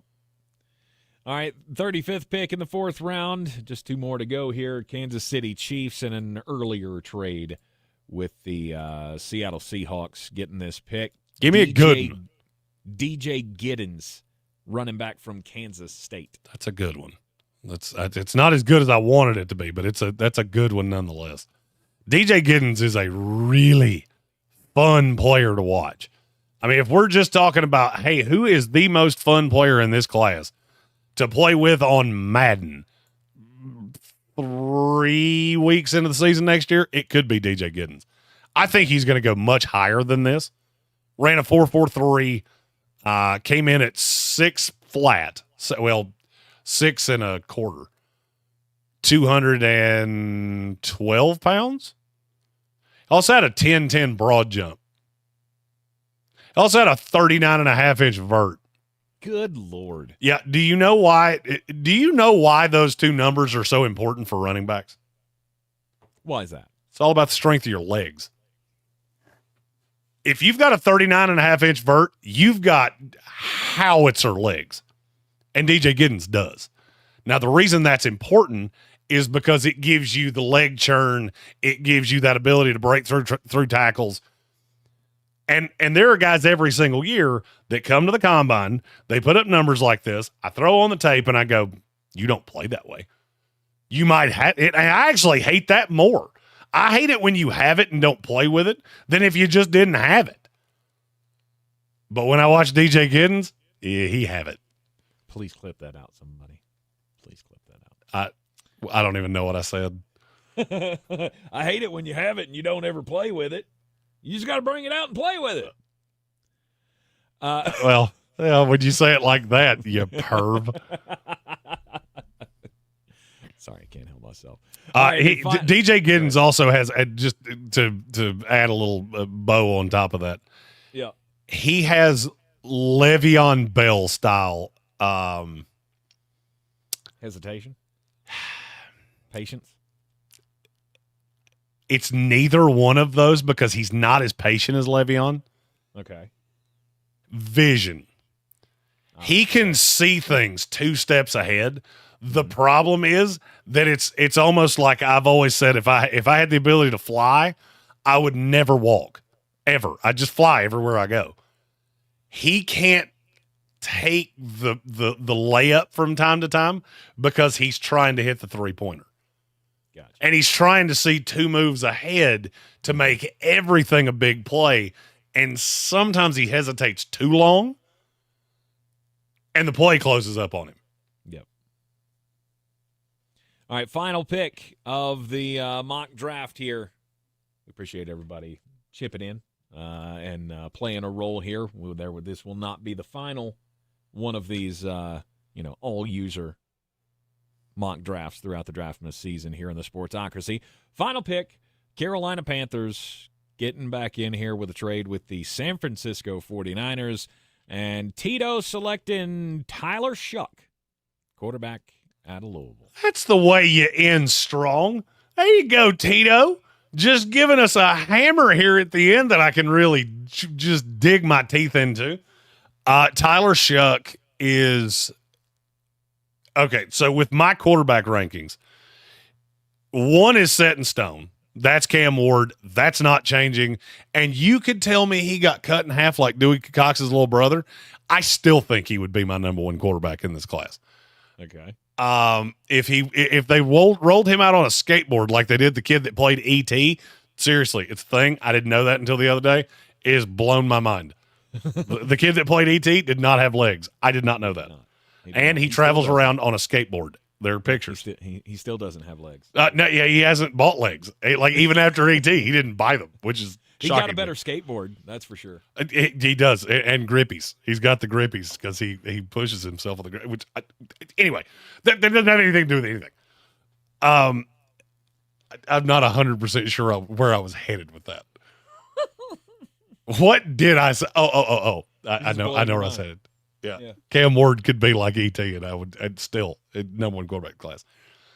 My number 2 is set in stone. My number 2 is Jackson Dart. At this point, the bigger question is my number 3 Shedeur Sanders or Tyler Shuck? Oh. And let me explain to you why this is a thing. Mm-hmm. It's not about natural arm talent. Shedeur Sanders is the most naturally gifted thrower of the football in this class. He is god-awful in traffic. He's god-awful in traffic. I know for sure he's going to a bad team.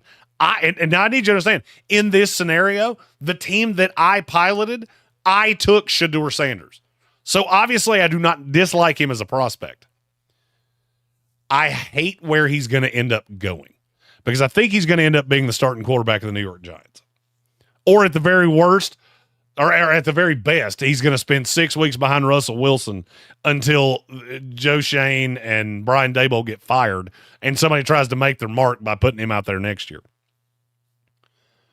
Tyler Shuck is more ready to play right now than any quarterback in this class, and it's not all that close.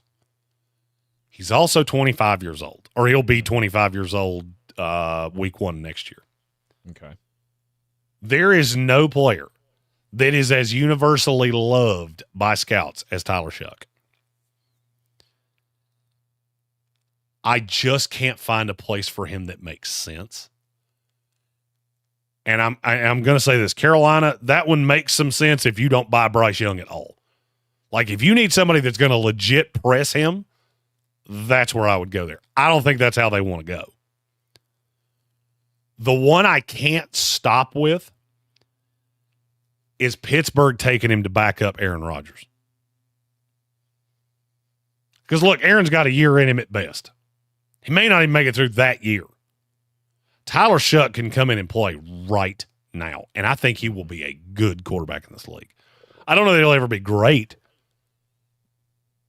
but he had the moment of the combine. You know, he runs his 40, and he's out there throwing his arms up, trying to get everybody into it. Every media member that talked to him on Radio Row, myself included, absolutely loved him. I'm getting to the point of I think there's less bust in Tyler Shuck than there is in Shedeur Sanders. Mm-hmm. And it's such a discrepancy that I may end up having to have Shuck at 3. Because you got to remember, I'm drafted for all 32 teams when I'm doing rankings. Right. There are guys that I like in situation A that I absolutely hate in situation B that I'm very passive to in situation C. It's just the way it goes. Shedeur Sanders has maybe 2 situations that he could even possibly fall into that I like. Tyler Shuck has about 30. Yep. Wow. All right, there you have it. There is our first user-generated mock draft here in the Sportsocracy for this 2025 NFL Draftmas season. Congratulations to those who were able to, put the thumb on the scale and get some good hauls for their teams. Cowboy Zach Hurst. Looking at you, Zach. Yeah, Cowboy Zach Hurst, the trade serial killer of fantasy football lore. It's 2 kinds of trades with Zach. Trades that don't happen and trades where he absolutely mushes your face. Yes. Ashton Gianti, Shamar Stewart, Jonas Savanea, Ariante Urshery, and Carson Schlesinger was his haul in the first 4 rounds of this draft. Red Sea did a great job with the Arizona Cardinals. Tyson did a hell of a job with the New England Patriots. So, love these fun little exercises. Gets us to learn more names throughout the process here.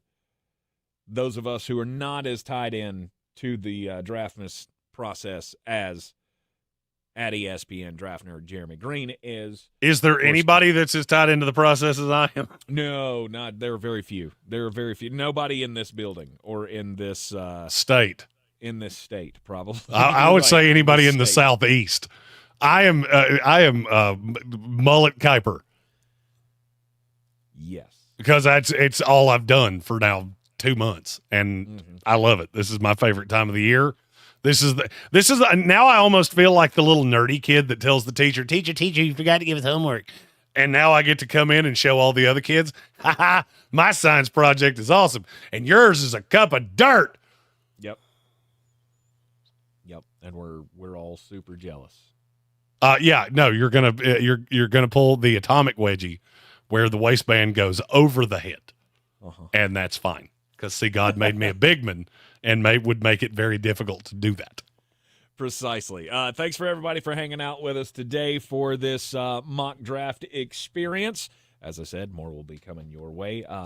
And we will be back with you on ESPN Asheville on Monday. We'll have a fill-in for Jeremy. Chris Womack of News 13 will be joining me in the studio, correct, on Monday? Yeah, I'll be out of town for my birthday. The next time we reconvene, I will be 38 years old.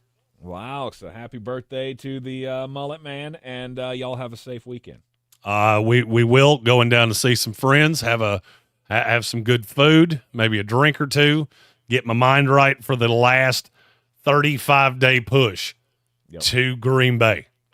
Yep, and speaking of good food, if you're out this weekend and you need good food, you know where you need to stop, Jeremy. The place with the balls? Yes. Bears Smokehouse Barbecue. They are back and they are open on the South Slope, Cox Avenue, in downtown Asheville, and this is the place for the balls. They do balls like nobody else. Bear balls, I'm talking about. Mac and cheese, pulled pork, cornbread, all mushed together and fried up into a wonderful little ball, topped off with some cheese sauce and some bacon. It is their new appetizer, and they are ready to share their balls with you. So go on by and check out Bears Barbecue if you haven't, and definitely make a point if later on at the end of the month you can join us. Jeremy and I confirmed yesterday that we will be competing in the pie-eating contest at the To Hell with Helene party, the grand reopening of Bears on the South Slope, Cox Avenue, downtown. It is on March the 29th, and we hope to see all of you there. Brand new sponsor to the program, Bears Smokehouse Barbecue, the official barbecue of the Sportsocracy. You can also spend the first 2 days of your March Madness with us at Bears Smokehouse. Indeed, you can. Thank you for bringing that up, Jeremy. It had slipped my mind for a second that we had settled that. Yes, Thursday and Friday of next week for the start of the NCAA tournament.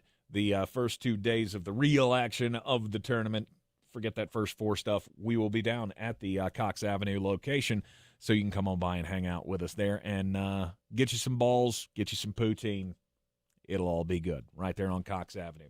Everybody have a great weekend. We will see you on Monday back on ESPN Asheville with Chris Womack.